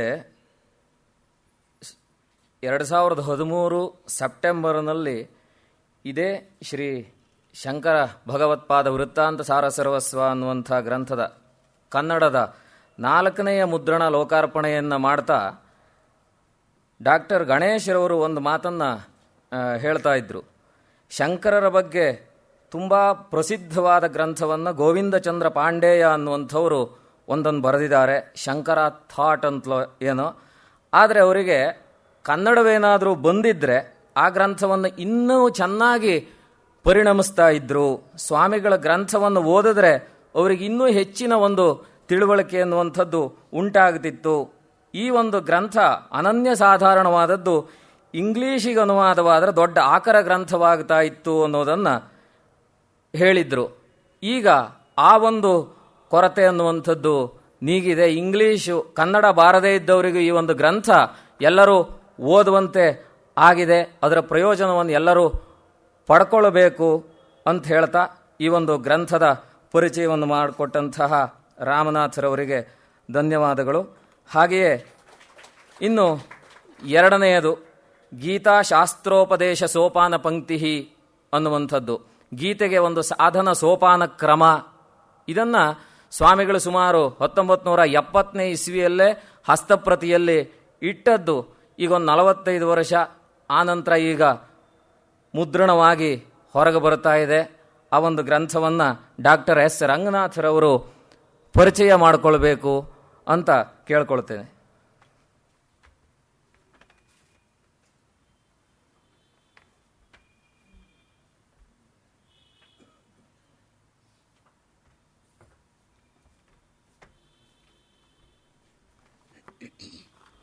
ಓಂ ನಮೋ ಬ್ರಹ್ಮಾದಿಭ್ಯೋ ಬ್ರಹ್ಮವಿದ್ಯಾ ಸಂಪ್ರದಾಯಕರ್ತೃಭ್ಯೋ ವಂಶಋಷಿಭ್ಯೋ ಮಹದ್ಭ್ಯೋ ನಮೋ ಗುರುಭ್ಯಃ. ಸರ್ವೋಪಪ್ಲವರಹಿತ ಪ್ರಜ್ಞಾನಘನ ಪ್ರತ್ಯಗರ್ಥೋ ಬ್ರಹ್ಮೈವಾಹಮಸ್ಮಿ. ಓಂ ನಾರಾಯಣಂ ಪದ್ಮಭುಮಂ ವಸಿಷ್ಠಂ ಶಕ್ತಿಂಚ ತತ್ಪುತ್ರಪರಾಶರಂಚ ವ್ಯಾಸಂ ಶುಕಂ ಗೌಡಪದಂ ಮಹಾಂತಂ ಗೋವಿಂದಯೋಗೀಂದ್ರಮಥಾಸ್ಯ ಶಿಷ್ಯಂ ಶ್ರೀಶಂಕರಾಚಾರ್ಯಮಥಾಸ್ಯ ಪದ್ಮಪಾದಂಚ ಹಸ್ತಾಮಲಕಂಚ ಶಿಷ್ಯಂ ತಂತ್ರೋಟಕಂ ವಾರ್ತಿಕಕಾರಮನ್ಯಾನಸ್ಮದ್ಗುರೋನ್ ಸಂತತಮಾಗತೋಸ್ಮಿ. ಶ್ರುತಿಸ್ಮೃತಿಪುರಾಣಾನಾಮಾಲಯಂ ಕರುಣಾಲಯಂ ನಮಾಮಿ ಭಗವತ್ಪಾದಶಂಕರಂ ಲೋಕಶಂಕರಂ. ಶಂಕರಂ ಶಂಕರಾಚಾರ್ಯಂ ಕೇಶವಂ ಬಾದರಾಯಣಂ ಸೂತ್ರಭಾಷ್ಯಕೃತೌ ವಂದೇ ಭಗವಂತೌ ಪುನಃ ಪುನಃ. ಈಶ್ವರೋ ಗುರುರಾತ್ಮೇತಿ ಮೂರ್ತಿಭೇದ ವಿಭಾಗಿನೇ ವ್ಯೋಮವದ್ವ್ಯಾಪ್ತದೇಹಾಯ ದಕ್ಷಿಣಾಮೂರ್ತಯೇ ನಮಃ. ಬ್ರಹ್ಮನಿಷ್ಠಾಯ ವಿದ್ಮಹೇ ಸಂಯಮೀಂದ್ರಾಯ ಧೀಮಹಿ ತನ್ನಃ ಸಚ್ಚಿದಾನಂದ ಪ್ರಚೋದಯಾತ್. ಪರಮಪೂಜ್ಯರಾದಂತಹ 20ನೇ ಶತಮಾನದ ಶಂಕರ, ಆಧುನಿಕ ಶಂಕರ ಎಂಬುದಾಗಿ ಕೀರ್ತಿಗೆ ಅನ್ವರ್ಥರಾದಂತಹ ಶ್ರೀ ಶ್ರೀ ಶ್ರೀ ಸಚ್ಚಿದಾನಂದೇಂದ್ರ ಸರಸ್ವತಿ ಮಹಾಸ್ವಾಮಿಗಳವರ 40ನೇ ವರ್ಧಂತ್ಯುತ್ಸವದ ಸುಸಂದರ್ಭದಲ್ಲಿ ಗೀತಾಶಾಸ್ತ್ರೋಪದೇಶ ಸೋಪಾನ ಪಂಕ್ತಿ ಎಂಬ ಕೃತಿಯನ್ನು ಕುರಿತು 2 ಮಾತುಗಳನ್ನು ಆಡೋದಕ್ಕೆ ಅವಕಾಶ ಲಭಿಸಿರ್ತಕ್ಕಂಥದ್ದು ನನ್ನ ಜನ್ಮಾಂತರಿಯ ಸುಕೃತ ಎಂಬುದಾಗಿ ನಾನು ಭಾವಿಸ್ಕೋತೀನಿ. ಇಂತಹ ಒಂದು ಕಾರ್ಯಕ್ರಮದಲ್ಲಿ ಪರಮಪೂಜ್ಯರಾಗಿರ್ತಕ್ಕಂಥ ಅದ್ವಯಾನಂದೇಂದ್ರ ಸರಸ್ವತಿ ಮಹಾಸ್ವಾಮಿಗಳ ಸಾನ್ನಿಧ್ಯ ದೊರಕಿರ್ತಕ್ಕಂಥದ್ದು ನಿಜಕ್ಕೂ ಕೂಡ ನನ್ನ ಪುಣ್ಯ. ಅರ್ಥತೋಪಿ ಅದ್ವಯಾನಂದಾನ್ ಎಂಬುದಾಗಿ ಅಪ್ಪಯ್ಯ ದೀಕ್ಷಿತರು ಒಂದು ಮಾತನ್ನು ಹೇಳ್ತಾರೆ, ಅದು ಇವರಿಗೆ ಸಾಕ್ಷಾತ್ತಾಗಿ ಅನ್ವಯಿಸುತ್ತೆ. ಕೇವಲ ಶಬ್ದ ಮಾತ್ರದಿಂದ ಅಲ್ಲ, ಅರ್ಥತೋಪಿ ಅದ್ವಯಾನಂದಾನ್, ಅದು ಸಾರ್ಥಕತೆ ನಡೆದಿರ್ತಕ್ಕಂಥದ್ದು. ಮತ್ತು ರಾಮನಾಥ್ ಶರ್ಮರು ಇಲ್ಲಿವರೆಗೂ ಕೂಡ ಒಬ್ಬ ರಿಸರ್ಚ್ ಸ್ಕಾಲರ್ ಪೇಪರ್ ಹೇಗೆ ಪ್ರೆಸೆಂಟ್ ಮಾಡಬೇಕೋ ಹಾಗೆ ಕೊಟ್ಟಿರ್ತಕ್ಕಂಥ ಕ್ಲುಪ್ತ ಸಮಯದಲ್ಲಿ ಪ್ರೆಸೆಂಟ್ ಮಾಡಿದ್ದಾರೆ. ಸೊ ಅದರಿಂದ ನಾನು ವಿದ್ವಾಂಸನೂ ಅಲ್ಲ, ರಿಸರ್ಚ್ ಸ್ಕಾಲರೂ ಅಲ್ಲ, ಹಾಗಾಗಿ ಬರೀ ಕಾಲರ್ ನನಗಿರೋದು. ಆ ದೃಷ್ಟಿಯಿಂದ ಒಂದು 10 ನಿಮಿಷದಲ್ಲಿ ನನಗೆ ಗೊತ್ತಿರತಕ್ಕಂಥ 2 ಮಾತುಗಳನ್ನು ತಮ್ಮ ಹತ್ರ ಹಂಚ್ಕೊಳ್ಳೋದಕ್ಕೆ ತಾವು ಅವಕಾಶ ಕಲ್ಪಿಸ್ಕೊಡ್ಬೇಕು ಅಂತ ಹಿರಿಯರಾಗಿರ್ತಕ್ಕಂಥ ವೆಂಕಟ ನರಸಪ್ಪನವರಿಗೆ ಮತ್ತು ಗಣಪತಿ ಶಾಸ್ತ್ರಿಗಳ ಅನುಮತಿಯನ್ನು ಕೋರಿ ತಮ್ಮೆಲ್ಲರ ಒಂದು ಸಮ್ಮುಖದಲ್ಲಿ ಬಾಲಭಾಷೆಯಲ್ಲಿ 2 ಮಾತನ್ನು ಆಡ್ತಾ ಇದ್ದೀನಿ. ಗೀತಾಶಾಸ್ತ್ರ ಉಪದೇಶ ಸೋಪಾನ ಪಂಕ್ತಿ. ಆ ಗ್ರಂಥದ ಶೀರ್ಷಿಕೆ ನೋಡಿ ಎಷ್ಟು ಔಚಿತ್ಯಪೂರ್ಣವಾಗಿದೆ. ಸೋಪಾನ ಪಂಕ್ತಿ. ಯಾವುದಾದ್ರೂ ಒಂದು ನಾವು ಗಿಟ್ಟಿಸಬೇಕಾದ್ರೆ ಅದಕ್ಕೊಂದು ಸೋಪಾನ ಅನ್ನೋದಿರುತ್ತೆ. ಭಗವತ್ಪಾದ ಶಂಕರರು ಸೋಪಾನ ಪಂಚಕ ಅಂತ ಬರೆದಿದ್ದಾರೆ. ವೇದೋ ನಿತ್ಯಮಧೀಯತಾಂ ತದಿತಂ ಕರ್ಮಸ್ವನುಷ್ಠೀಯತಾಂ ತೇನೇಶಸ್ಯ ವಿಧೀಯತಾಂ ಅಪಚಿತಿ ಕಾಮ್ಯೇ ಮತಿಸ್ತ್ಯಜ್ಯತಾಂ ಪಾಪೋಗ ಪರಿಧೂಯತಾಂ ಬವಸುಕೆ ದೋಷೋನುಸಂಧೀಯತಾಂ ಆತ್ಮೇಚ್ಛಾ ವಿನಿಗಮ್ಯತಾಂ ನಿಜಗೃಹ ತೂರ್ಣಂ ವಿನಿರ್ಗಮ್ಯತಾಂ. ಅಲ್ಲಿಂದ ಶುರುವಾಗುತ್ತೆ ಸೋಪಾನ ಪಂಚಕ. ಆ ಸೋಪಾನ ಪಂಚಕದ ಮಾದರಿನಲ್ಲಿ ಇದು ಸೋಪಾನ ಪಂಕ್ತಿ. ಅವರು 8ನೇ ಶತಮಾನದ ಶಂಕರರಾದರೆ ಇವರು 20ನೇ ಶತಮಾನದ ಶಂಕರರು.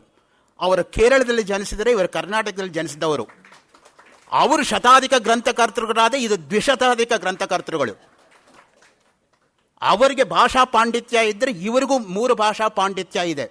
ಅವರು ಲೋಕವನ್ನು ಏಕೀಕೃತವಾಗಿ ಮಾಡಬೇಕು ಎಂಬುದಾಗಿ ಯಾವ ರೀತಿಯಾಗಿ ಆ ಕಾಲದಲ್ಲಿ ಆಸೇತು ಹಿಮಾಚಲ ಪರ್ಯಂತ ನಡ್ಕೊಂಡು ಹೋಗಿ 4 ವೇದಗಳ ಪುನರುದ್ಧಾರಕ್ಕೋಸ್ಕರ 4 ಜನ ಶಿಷ್ಯರನ್ನು ನೇಮಕಾತಿ ಮಾಡಿ ಆ 4 ಆಮ್ನಾಯ ಪೀಠಗಳನ್ನು ಸಂಸ್ಥಾಪನೆ ಮಾಡಿ 1300 ವರ್ಷಗಳಾದರೂ ಕೂಡ ಅವಿಚ್ಛಿನ್ನವಾಗಿ ಅಸ್ಖಲಿತವಾಗಿ ಅನನ್ಯಾದೃಶವಾಗಿ ಗುರುಪರಂಪರೆ ಹೇಗೆ ಹರಿದು ಬರೋದಕ್ಕೆ ಕಾರಣರಾದರೋ ಅದೇ ರೀತಿ ಸಚ್ಚಿದಾನಂದ ಸರಸ್ವತಿ ಮಹಾಸ್ವಾಮಿಗಳು ಕೂಡ 3 ಸಲ ಕಾಶಿ ಯಾತ್ರೆ ಮಾಡಿರ್ತಕ್ಕಂಥ 87ನೇ ವಯಸ್ಸಿನಲ್ಲಿ 3ನೇ ಕಾಶಿ ಯಾತ್ರೆ ಮಾಡಿರೋದನ್ನು ಸ್ಮರಿಸಿಕೊಂಡ್ರೆ ಯಾವ ಸಾಮಾನ್ಯ ಮನುಷ್ಯನಿಗೂ ಕೂಡ ಅಸಾಧ್ಯವಾಗಿರ್ತಕ್ಕಂಥ ಕೆಲಸವನ್ನು ಅವರು ಅತ್ಯಂತ ಸಾಮೀಪ್ಯವಾಗಿ ಮಾಡಿಸ್ಕೊಟ್ಟಿರ್ತಕ್ಕಂಥ ನಿಜಕ್ಕೂ ಕೂಡ ನಭೂತೋನ ಭವಿಷ್ಯತಿ. ಅಂಥವರು ಬರೆದಿರ್ತಕ್ಕಂತಹ ಈ ಗ್ರಂಥ ನೋಡಿ 45 ವರ್ಷಗಳ ಅನಂತರ ಬೆಳಕು ಕಾಣ್ತಾ ಇರತಕ್ಕಂಥದ್ದು ನಿಜಕ್ಕೂ ಕೂಡ ಎಂತಹ ಸೌಭಾಗ್ಯ ಅದು. ಯಾರಿಗುಂಟು ಯಾರಿಗಿಲ್ಲ. ಈ ತರಹ ಇನ್ನೂ ಎಷ್ಟಿದೆಯೋ ಯಾರಿಗೆ ಗೊತ್ತು. ಅದೆಲ್ಲವೂ ಕೂಡ ಬೆಳಕಿಗೆ ಬರಲಿ ಅಂತ ನಾನು ವಿನಮ್ರವಾಗಿ ಅವ್ರನ್ನೇ ಪ್ರಾರ್ಥಿಸ್ಕೋತೀನಿ. ಅವರೇ ನಮಗೆ ಮಾರ್ಗದರ್ಶನ ನೀಡಬೇಕು. ಆ ಗ್ರಂಥಗಳೆಲ್ಲವೂ ಕೂಡ ಹೊರಬರಬೇಕು. ಯಾವ ಗ್ರಂಥ ಹಸ್ತಪ್ರತಿಯಲ್ಲಿದೆಯೋ ಅದು ಯಾವುದೂ ಕೂಡ ಹಾಗೆ ಉಳಿಯಬಾರದು, ನಶಿಸಿ ಹೋಗಬಾರದು. ಆ ಜನಗಳಿಗೆ ದಕ್ಕಬೇಕು, ಮುಟ್ಟಬೇಕು, ತಟ್ಟಬೇಕು, ಅವ್ರನ್ನ ಹೊಡೆದು ಎಬ್ಬಿಸಬೇಕು. ನಿಜವಾಗಿ ಅದ್ವೈತ ವೇದಾಂತದ ಸಾರ ಸರ್ವಸ್ವ ಶಂಕರ ಭಗವತ್ಪಾದರ ಸಮ್ಮತವಾಗಿರೋದು ಏನಿದೆಯೋ ಅದು ಯಥಾವತ್ತಾಗಿ ಮುಟ್ಟಬೇಕು ಎಂಬತಕ್ಕಂಥ ಏಕೈಕ ಉದ್ದೇಶದಿಂದ ಅವರು ಮಾಡಿರ್ತಕ್ಕಂಥ ಕಾರ್ಯ ಸಫಲವಾಗಬೇಕು ಎಂಬುದಾಗಿ ತಮ್ಮೆಲ್ಲರ ಪರವಾಗಿ ನಾನು ಇವತ್ತು ಪ್ರಾರ್ಥನೆ ಮಾಡ್ಕೋತಾ ಇದ್ದೀನಿ. 1970ರಲ್ಲಿ ರಚಿತವಾದ ಈ ಕೃತಿ ಪರಮಪೂಜ್ಯರಾದಂಥ ಅದ್ವಯಾನಂದೇಂದ್ರ ಸರಸ್ವತಿ ಸ್ವಾಮಿಗಳ ಮುನ್ನುಡಿ ಅದಕ್ಕೆ ಕಲಶಪ್ರಾಯವಾಗಿದೆ. ತಮ್ಮ ಅದ್ಭುತ ಪಾಂಡಿತ್ಯ, ಅಸಾಧಾರಣ ಕೃಷಿ, ಅವಿರತ ತಪಸ್ಸಿನ ಫಲವಾಗಿ ಪರಮಪೂಜ್ಯ ಸ್ವಾಮಿಗಳ ಅಂತರಂಗವನ್ನು ಸರಿಯಾಗಿ ಅರಿತು ಅವರ ಕೊಡುಗೆಯನ್ನು ನಮ್ಮ ಮುಂದೆ ಇಲ್ಲಿ ತೆರೆದಿಟ್ಟಿದ್ದಾರೆ. ಒಂದೇ ಒಂದು ವಾಕ್ಯ ಓದ್ತೀನಿ ಅವರ ಮುನ್ನುಡಿಯಿಂದ. ಶ್ರೀಚರಣೈ ಷೋಡಶಾತ್ ಅಧ್ಯಾಯತಃ ಪಾಠಕ್ರಮಃ ಆರಂಭಣೀಯಃ ಇತ್ಯತ್ರ ಪ್ರತಿಪಾದಿತಂ. ಯತಃ ಸರ್ವೇ ಲೋಕಾಃ ಆಸುರೀ ಸಂಪತ್ ಪರಿವರ್ಜನದ್ವಾರ ಶಾಸ್ತ್ರೇ ಅಸ್ಮಿನ್ ಅಧಿಕೃತಾ ಭವಂತೀತಿ ತೇಷಾಂ ಆಶಯಃ. ಅಯಂಚ ಅನ್ಯೋ ವಿಶೇಷಃ ಯತ್ ಸಮಗ್ರೇ ಅಸ್ಮಿನ್ ಗ್ರಂಥೆ ಸಾಂಖ್ಯ ಯೋಗ ನೈಯಾಯಿಕ ವೈಶೇಷಿಕ ಬೌದ್ಧ ಆರ್ಹತ ಮತಾನಿ ಕಟಾಕ್ಷೇಣಾಪಿ ನ ವೀಕ್ಷಿತಾನಿ ತಥೈವ ಮೀಮಾಂಸಕ ವೃತ್ತಿಕಾರಾದಿ ಪ್ರಜ್ಞಾ ಅಪಿ ನ ಪರಾಮೃಷ್ಟಾಃ. ಕೇವಲಂ ಶುದ್ಧಂ ಶಾಂಕರಂ ಭಾಷ್ಯಂ ಸಾಕ್ಷಾತ್ ಭಗವದ್ವಚನಂಚ ಪ್ರಮಾಣೀಕೃತ್ಯ ಮಧ್ಯೆ ಮಧ್ಯೆ ಯುಕ್ತಿ ಅನುಭವಾದೀಂಶ್ಚ ಸಂಯೋಜ್ಯ ಪ್ರಸನ್ನ ಗಂಭೀರಾಂ ವ್ಯಾಖ್ಯಾಂ ವಿವರಣಂಚ ಶಾಸ್ತ್ರಸ್ಯ ಅಸ್ಯ ವಿತೇನಿರೇ. ಅತ್ಯಲ್ಪ ಪ್ರಾಂತ ಪರಿಚಿತ ಅಪಿ ಮುಮುಕ್ಷವಃ ನಿಷ್ಪ್ರತ್ಯೂಹಂ ಶಾಸ್ತ್ರಮಿದಂ ಪ್ರತಿಪಿತ್ಸೇರಂ ಇತಿ ಆಶಯೇನ ಇಮಂ ಗ್ರಂಥಂ ರಚಿತವಂತಹ. ಒಂದು ವಾಕ್ಯ ಸಾಕು. ಪೂರ್ತಿ ಗ್ರಂಥದಲ್ಲಿರ್ತಕ್ಕಂಥ ಸಾರ ಸರ್ವಸ್ವವನ್ನು ಒಂದು ವಾಕ್ಯದಲ್ಲಿ ಸ್ವಾಮಿಗಳು ಹೇಗೆ ಹಿಡಿದಿಟ್ಟಿದ್ದಾರೆ ಅನ್ನೋದಕ್ಕೆ ಆ ಒಂದು ವಾಕ್ಯ ನಾನು ಹೇಳಿಬಿಟ್ರೆ ನನ್ನ ಕೆಲಸ ಮುಗಿದೋಗುತ್ತೆ. ಇನ್ನೇನು ಹೇಳಬೇಕಾಗಿಲ್ಲ. ಷೋಡಶ ಅಧ್ಯಾಯತಃ ಪಾಠಕ್ರಮ, 16ನೇ ಅಧ್ಯಾಯದಿಂದ ಶುರುವಾಗಿರ್ತಕ್ಕಂಥ ಪಾಠಕ್ರಮ ಆರಂಭಣೀಯ, ಅಲ್ಲಿಂದ ಪ್ರಾರಂಭಿಸಬೇಕು. ಇತ್ಯತ್ರ ಪ್ರತಿಪಾದಿತಂ, ಅದನ್ನು ಪ್ರತಿಪಾದನೆ ಮಾಡಿದ್ದಾರೆ. ಯತಃ, ಯಾತಕ್ಕೆ ಅಂದರೆ ಸರ್ವೇ ಲೋಕಾಹ, ಲೋಕದಲ್ಲಿರ್ತಕ್ಕಂಥವ್ರು ಪ್ರತಿಯೊಬ್ಬರು ಕೂಡ ಆಸುರಿ ಸಂಪತ್ ಪರಿವರ್ಜನ ದ್ವಾರ, ಆಸುರಿ ಸಂಪತ್ತನ್ನು ಬಿಡಬೇಕು ಅಂದ್ರೇನೋ ದೈವಿ ಸಂಪತ್ತನ್ನು ಇಟ್ಕೋಬೇಕು ಅನ್ನೋದಕ್ಕೆ ನಿಷೇಧ ಮುಖಾಂತರವಾಗಿ ನೇತಿ ದೃಷ್ಟಾಂತ ಅಲ್ಲೂ ಕೂಡ ಇದಲ್ಲ ಇದಲ್ಲ ಇದಲ್ಲ ಇದಲ್ಲ, ಹಾಗಾದ್ರೆ ಏನದು, ಅದೆಲ್ಲ ಅಲ್ಲದೆ ಏನು ಉಳ್ಕೊಂಡಿದೆಯೋ ಅದು. ಹಾಗಿದ್ರೆ ಅದ್ವಯಾನಂದೇಂದ್ರ ಯಾರೋ? ಶಾರದಾನಂದೇಂದ್ರ ಅಲ್ಲ, ಹರ್ಷಾನಂದೇಂದ್ರ ಅಲ್ಲ, ಭೋಗಾನಂದೇಂದ್ರ ಅಲ್ಲ, ಅದೆಲ್ಲ ಉಳ್ಕೊಂಡಿರೋರು ಯಾರು? ಅವರೇ ಅದ್ವಯಾನಂದೇಂದ್ರು. ಹಾಗೆ ನಿಷೇಧ ಮುಖಾಂತರವಾಗಿಯೇ ಹೇಳ್ಕೊಂಡು ಹೋಗಿರ್ತಕ್ಕಂಥದ್ದು ಅದು ಅದ್ವೈತ ವೇದಾಂತಕ್ಕೆ ಇರತಕ್ಕಂತಹ ನಿರ್ಗುಣ ನಿರಾಕಾರ ನಿರಂಜನ ನಿರವಯವ ಬ್ರಹ್ಮಕ್ಕೆ ಇರಬೇಕಾಗಿರ್ತಕ್ಕಂಥ ವಾಕ್ಯ. ನಿತ್ಯ ಶುದ್ಧ ಬುದ್ಧ ಮುಕ್ತ ಸ್ವಭಾವ ಬ್ರಹ್ಮಣ ಲಕ್ಷಣಂ ಅಂತ ಎಷ್ಟು 100 ಸಲ ಬಂದಿಲ್ಲ ಪ್ರಸ್ಥಾನತ್ರಯ ಭಾಷ್ಯಗಳಲ್ಲಿ. ಅವರ 16ನೇ ವಯಸ್ಸಿನಲ್ಲಿ ಪ್ರಸನ್ನ ಗಂಭೀರ ಶೈಲಿಯಲ್ಲಿ ಲೋಕಕ್ಕೆ ದಯಮಾಡಿಸಿರ್ತಕ್ಕಂಥದ್ದು. ಅಯಂಚ ಅನ್ಯೋ ವಿಶೇಷ ಸಮಗ್ರೇ ಅಸ್ಮಿನ್ ಗ್ರಂಥೆ ಸಾಂಖ್ಯ ಯೋಗ ನೈಯಾಯಿಕ ವೈಶೇಷಿಕ ಬೌದ್ಧ ಆರ್ಹತ ಮತಾನಿ ಕಟಾಕ್ಷೇಣಾಪಿ ನ ವೀಕ್ಷಿತಾನಿ. ಕಣ್ಣಿಂದನೂ ನೋಡಿಲ್ಲ ಅಂತ ಇನ್ನು ವಿಮರ್ಶೆ ಮಾಡೋದಿರಲಿ, ದೂರಾಪಾಸ್ತ ಅದು. ಯಾವುದು ಸಾಂಖ್ಯವಾಗಲಿ, ಯೋಗವಾಗಲಿ, ನೈಯಾಯಿಕವಾಗಲಿ, ವೈಶೇಷಿಕರಾಗಲಿ, ಬೌದ್ಧರಾಗಲಿ, ಜೈನರಾಗಲಿ, ಇವ್ರು ಯಾರನ್ನೂ ಕೂಡ ಗಣನೆಗೆ ತೆಗೆದುಕೊಂಡಿಲ್ಲ. They are beneath contempt. They need not even look at it.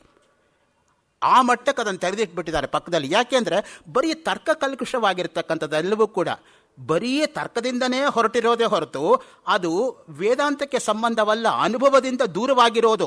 ಯಾವುದು ಅನುಭವಕ್ಕೆ ದೂರವಾಗಿದೆಯೋ ಅದು ಯಾವುದಕ್ಕೂ ಕೆಲಸಕ್ಕೆ ಬರೋದಿಲ್ಲ. ಅದಕ್ಕೇನೆ ಅನುಭವಗಮ್ಯ ವೇದಾಂತ ಅನ್ನೋ ಗ್ರಂಥವನ್ನೇ ಸ್ವಾಮಿಗಳು ಲೋಕ ಕೊಟ್ಟಿರ್ತಕ್ಕಂಥ. ಅನುಭವಾವಸಾನತ್ವ ಶಾಸ್ತ್ರಾಣ ಅನುಭವಗಮ್ಯಂ ಹಿ ವಿದ್ಯಾಫಲಂ. ಆ 2 ಬ್ರಹ್ಮಸೂತ್ರ ಹೊರಟಿರೋದು ಯಾಕೆ? ಅನುಭವಕ್ಕೋಸ್ಕರ. ನಾನು ಹಸುವಾದಾಗ ನಾನೇ ಊಟ ಮಾಡಬೇಕೇ ಹೊರತು ವೆಂಕಟನರಸಪ್ಪನವ್ರು ಊಟ ಮಾಡಿ ನನ್ನ ಹಸುವು ಹೋಗಲಿ ಅಂದ್ರೆ ಹೇಗೆ ಹೋಗಲ್ವೋ ಹಾಗೆ ನಮ್ಮ ಮುಕ್ತಿಗೆ ನಾವೇ ಪ್ರಯತ್ನ ಪಡಬೇಕು ಅನ್ನೋತಕ್ಕಂಥ ಅನುಭವವನ್ನು ತೋರಿಸ್ಕೊಡೋದಕ್ಕೆ ಇಲ್ಲಿ ಕೊಟ್ಟಿರ್ತಕ್ಕಂಥ ಮಾತು ನೋಡಿ. ಈ ತರ್ಕ ಜಾಡಿಗೆ ಇಳಿದು ಬಿಟ್ರೆ ನಾವೇನಾಗತ್ತೆ ಅಂದರೆ ಎಲ್ಲೋ ಕರ್ಕೊಂಡು ಹೋಗ್ಬಿಡುತ್ತೆ ನಮ್ಮನ್ನು. ಅದನ್ನು ಇರತಕ್ಕಂಥ ವಾಸ್ತವಿಕತೆಯಿಂದ ದೂರ ಮಾಡಿಬಿಡುತ್ತೆ. ನೈಷಾ ತರ್ಕೇಣ ಮತಿರಾಪನೀಯ ಪ್ರೋಕ್ತಾನ್ಯೇನೇವ ಸುಜ್ಞಾನಾಯ ಪ್ರೇಷ್ಠ ಯಾಂತ್ವಮಾಪ ಸತ್ಯದತಿರ್ಬತಾಸಿ ತ್ವಾದೃಂಗ್ನೋ ಭೂಯಾನ್ಯಚಕೇತ ಪ್ರಶ್ನ. ತರ್ಕ ಅಪ್ರತಿಷ್ಠಾನಾತ್. ಅದಕ್ಕೆ ಬ್ರಹ್ಮಸೂತ್ರ ಹೊರಟಿರೋದು. ತಾರ್ಕಿಕ ಘಟಪಟೇತಿ ರಟೇಯು ಶಾಬ್ದಿಕ ಖಪಚಟೇತಿ ಪಟೇಯು ಮಾದೃಶಾಂತು ಸತತಂ ಸ್ಮರಣೀಯೌ ಚಂದ್ರಚೂಡ ಚರಣೌ ರಮಣೀಯೌ ಘಟೋ ವಾ ಮೃತ್ಪಿಂಡೋ ಪಡಿರಪಜ ಧೂಮೋಗ್ನಿರಚಲಃ ಪಟೋ ವಾ ತಂತುರ್ವಾ ಪರಿಹರಿತಿ ಕಿಂ ಘೋರ ಶಮನಂ ವೃಥಾ ಕಂಠಕ್ಷೋಭಂ ವಹಸಿ ತರಸ ತರ್ಕವಚಸ ಪದಾಂಬೋಜಂ ಶಂಭೋರ್ಭಜ ಪರಮ ಸೌಖ್ಯಂ ವ್ರಜಸಿ ಕಿಂ ತರ್ಕೇಣ ವಿತರ್ಕಿತೇನ ಶತಶೋ ಜ್ಞಾನೇನ ಕಿಂ ಛಂದಸ ಕಿಂ ಪೀತೇನ ಸುಧಾರಸೇನ ಬಹುಧಾ ಸ್ವಾಧ್ಯಾಯ ಪಾಠೇನ ಕಿಂ ಅಭ್ಯಸ್ತೇನ ಚ ಲಕ್ಷಣೇನ ಕಿಮಹೋ ಧ್ಯಾನೇನ ಚೇತ್ ಸರ್ವದಾ ಲೋಕಾಲೋಕ ವಿಲೋಕನೈಕ ಕುಶಲಃ ಜ್ಞಾನೇ ಹೃದಯ ಬ್ರಹ್ಮಣಃ. ಅಲ್ಲಿಗೆ ಬರ್ಬೇಕು ಕೊನೆಗೆ. ಜ್ಞಾನೇ ಹೃದಯ ಬ್ರಹ್ಮಣಃ. ಮಿಕ್ಕಿದೆಲ್ಲ ಬಿಟ್ಬಿಡಪ್ಪ, ಕೊನೆಗೆ ಬೇಕಾಗಿರೋದು ಇದು ನಿನಗೆ. ಅದೆಲ್ಲ ಊಟ ಕೊಡುತ್ತೆ ಹೊರತು ನಿನಗೆ ಮುಕ್ತಿ ಕೊಡೋದಿಲ್ಲಪ್ಪ. ಆ ದೃಷ್ಟಿಯಿಂದನೇ ಮುಖ್ಯವಾಗಿ ವ್ಯಾಕರಣದವರೆಗೂ ತರ್ಕದವರೆಗೂ ಯಾವಾಗಲೂ ಪೈಪೋಟಿ. ವ್ಯಾಕರಣ ಓದೋರು ತರ್ಕದವ್ರು ಹೇಳ್ತಾರೆ ಯು ಎಂ ಸರ್ವೇ ಪಶವಃ. ನಿಮ್ಗೇನು ಅರ್ಥ ಆಗಲ್ಲ ಹೋಗ್ರಯ್ಯ. ಇವನು ಹೇಳಂತ ಯದಿ ವಯಂ ಪಶವಃ ತರ್ಹಿ ಯು ಎಂ ತೃಣವಃ ಅಂತ. ನಾವೇನೋ ಪಶು ಸರಿ, ನೀವ್ಯಾರು ತೃಣ ಅಂದ್ರೆ ಹುಲ್ಲು. ಪಶುಗಳೇನು ಮಾಡ್ತಾರೆ? ಹುಲ್ಲನ್ನು ತಿಂದಾಕ್ಬಿಡುತ್ತೆ, ನಮ್ಮ ಸಹವಾಸಕ್ಕೆ ಬರಬೇಡಿ ಅಂತ. ಎಲ್ಲೇ ಕೊನೆ ಮೊದಲು ಈ ರೀತಿ ವಾದ ಮಾಡ್ತಾ ಹೋದರೆ ಅದಕ್ಕೆ ಯಾವಾಗಲೂ ಕೂಡ ವಾದಕ್ಕೆ ಒಂದು ಕೊನೆ ಇದೆ. ಆದರೆ ವೇದಾಂತಕ್ಕೆ ಯಾವಾಗಲೂ ಅನುಭವದಲ್ಲಿ ನಿಲ್ತಕ್ಕಂಥದ್ದು. ಕೇವಲಂ ಶುದ್ಧಂ ಶಾಂಕರಂ ಭಾಷ್ಯಂ. ನೆನಪಿಟ್ಕೊಳ್ಳಿ, ಅದನ್ನು ಇಟ್ಕೊಂಡೇನೆ ಪೂಜ್ಯರಾಗಿರ್ತಕ್ಕಂಥ ಸ್ವಾಮಿಗಳು ವಿಶುದ್ಧ ವೇದಾಂತ ಸಾರಹ ವಿಶುದ್ಧ ವೇದಾಂತ ಪರಿಭಾಷಾ ಅಂತ ಗ್ರಂಥವನ್ನು ಬರೀಬೇಕಾಯಿತು. ಇಲ್ಲದೆ ಹೋದರೆ ಭಾಮತಿ ಪ್ರಸ್ಥಾನ ಮತ್ತು ವಿವರಣ ಪ್ರಸ್ಥಾನಕ್ಕೆ ಇರತಕ್ಕಂಥದ್ದೆಲ್ಲವೂ ಕೂಡ ಶಂಕರಿಗೆ ಆರೋಪಣೆ ಮಾಡ್ತಕ್ಕಂಥ ಅಧ್ಯಾಸ ಪ್ರವೃತ್ತಿಗೆ ಬಂದ್ಬಿಡ್ತಾ ಇದ್ರು ಜನಗಳು. ಇದೆಲ್ಲ ಶಂಕರ ಮತ ಅಂತ. ಯಾವುದು ವಾಚಸ್ಪತಿ ಮಿಶ್ರವೋ ಅದರದ್ದು ಶಂಕರದು ಅಂತ ಹೇಳೋದು, ಮತ್ತು ಯಾವುದು ಪಂಚಪಾದಿಕ ಮತವೋ ಅದರದ್ದು ಶಂಕರ ಮೇಲೆ ಆರೋಪಣೆ ಮಾಡೋದು. ಇವ್ರ ರೈಟಿಂಗ್ಸೇ that is a perfect example for Adhyasa Bhashya. There need not be any other Adhyasa Bhashya. This itself would have been Adhyasa Bhashya. ಅದನ್ನು ದೂರ ಮಾಡೋದಕ್ಕೆ ಸ್ವಾಮಿಗಳ 2 ಗ್ರಂಥವನ್ನು ಪೃಥಕ್ಕಾಗಿ ಬರೀಬೇಕಾಯಿತು. ಕೇವಲಂ ಶುದ್ಧಂ ಶಾಂಕರಂ ಭಾಷ್ಯಂ ಸಾಕ್ಷಾತ್ ಭಗವದ್ವಚನಂ. ನೋಡಿ, ಸಾಕ್ಷಾತಾಗಿ ಭಗವಂತನಿಂದ ಬಂದಿರೋದು. ಒಂದು ನೆನ್ಪಿಟ್ಕೊಳ್ಳಿ, ಭಗವದ್ಗೀತೆ ಸಾಕ್ಷಾತಾಗಿ ಕೃಷ್ಣ ಪರಮಾತ್ಮನಿಂದ ಬಂದಿರತಕ್ಕಂಥದ್ದು. ಪಂಡಿತರಾಜ NT ಶ್ರೀನಿವಾಸ ಅಯ್ಯಂಗಾರ್ 1976ನೇ ಇಸ್ವಿನಲ್ಲಿ ಪಾಠಶಾಲೆಯಲ್ಲಿ ಪಾಠ ಮಾಡುವಾಗ ಒಂದು ಮಾತು ಹೇಳಿದರು, ಅದನ್ನು ನಿಮ್ಮ ಮುಂದೆ ಹೇಳ್ತಾ ಇದ್ದೀನಿ. Christ is son of God. Muhammad is messenger of God. Krishna is God himself.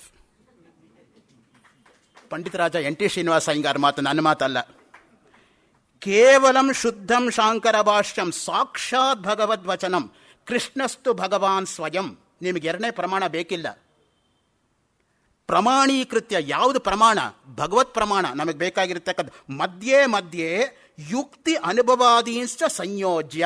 ಎಲ್ಲಿ ಯುಕ್ತಿ ಮತ್ತು ಅನುಭವ, ಯುಕ್ತಿ ಶ್ರುತಿಗೆ ಅನುಗುಣವಾಗಿ ಇಟ್ಕೋ, ಇಲ್ಲದರೆ ಬಿಟ್ಬಿಡು. ಶ್ರುತಿಗೆ ವಿರುದ್ಧವಾದರೆ ಆ ತರ್ಕಕ್ಕೆ ಪ್ರಯೋಜನ ಇಲ್ಲ. ದುಸ್ತರ್ಕ ಸುವಿರಮ್ಯತಾಂ ಶ್ರುತಿಮತಸ್ತರ್ಕೋನುಸಂಧೀಯತಾಂ. ಅದಕ್ಕೆ ಮಾತಿರೋದು. ಶ್ರುತಿಗೆ ಅನುಗುಣವಾಗಿದ್ದರೆ ತರ್ಕಕ್ಕೆ ಬೆಲೆ, ಶ್ರುತಿಗೆ ವಿರುದ್ಧವಾದರೆ ತೆಗೆದು ಪಕ್ಕಕ್ಕಿಡು. ಯಾರಿಗೆ ಬೇಕು ಆ ನಿನ್ನ ತರ್ಕವನ್ನು? ದುಸ್ತರ್ಕ ಮಾಡೋಕ್ಕೆ ಹೋಗಬೇಡ.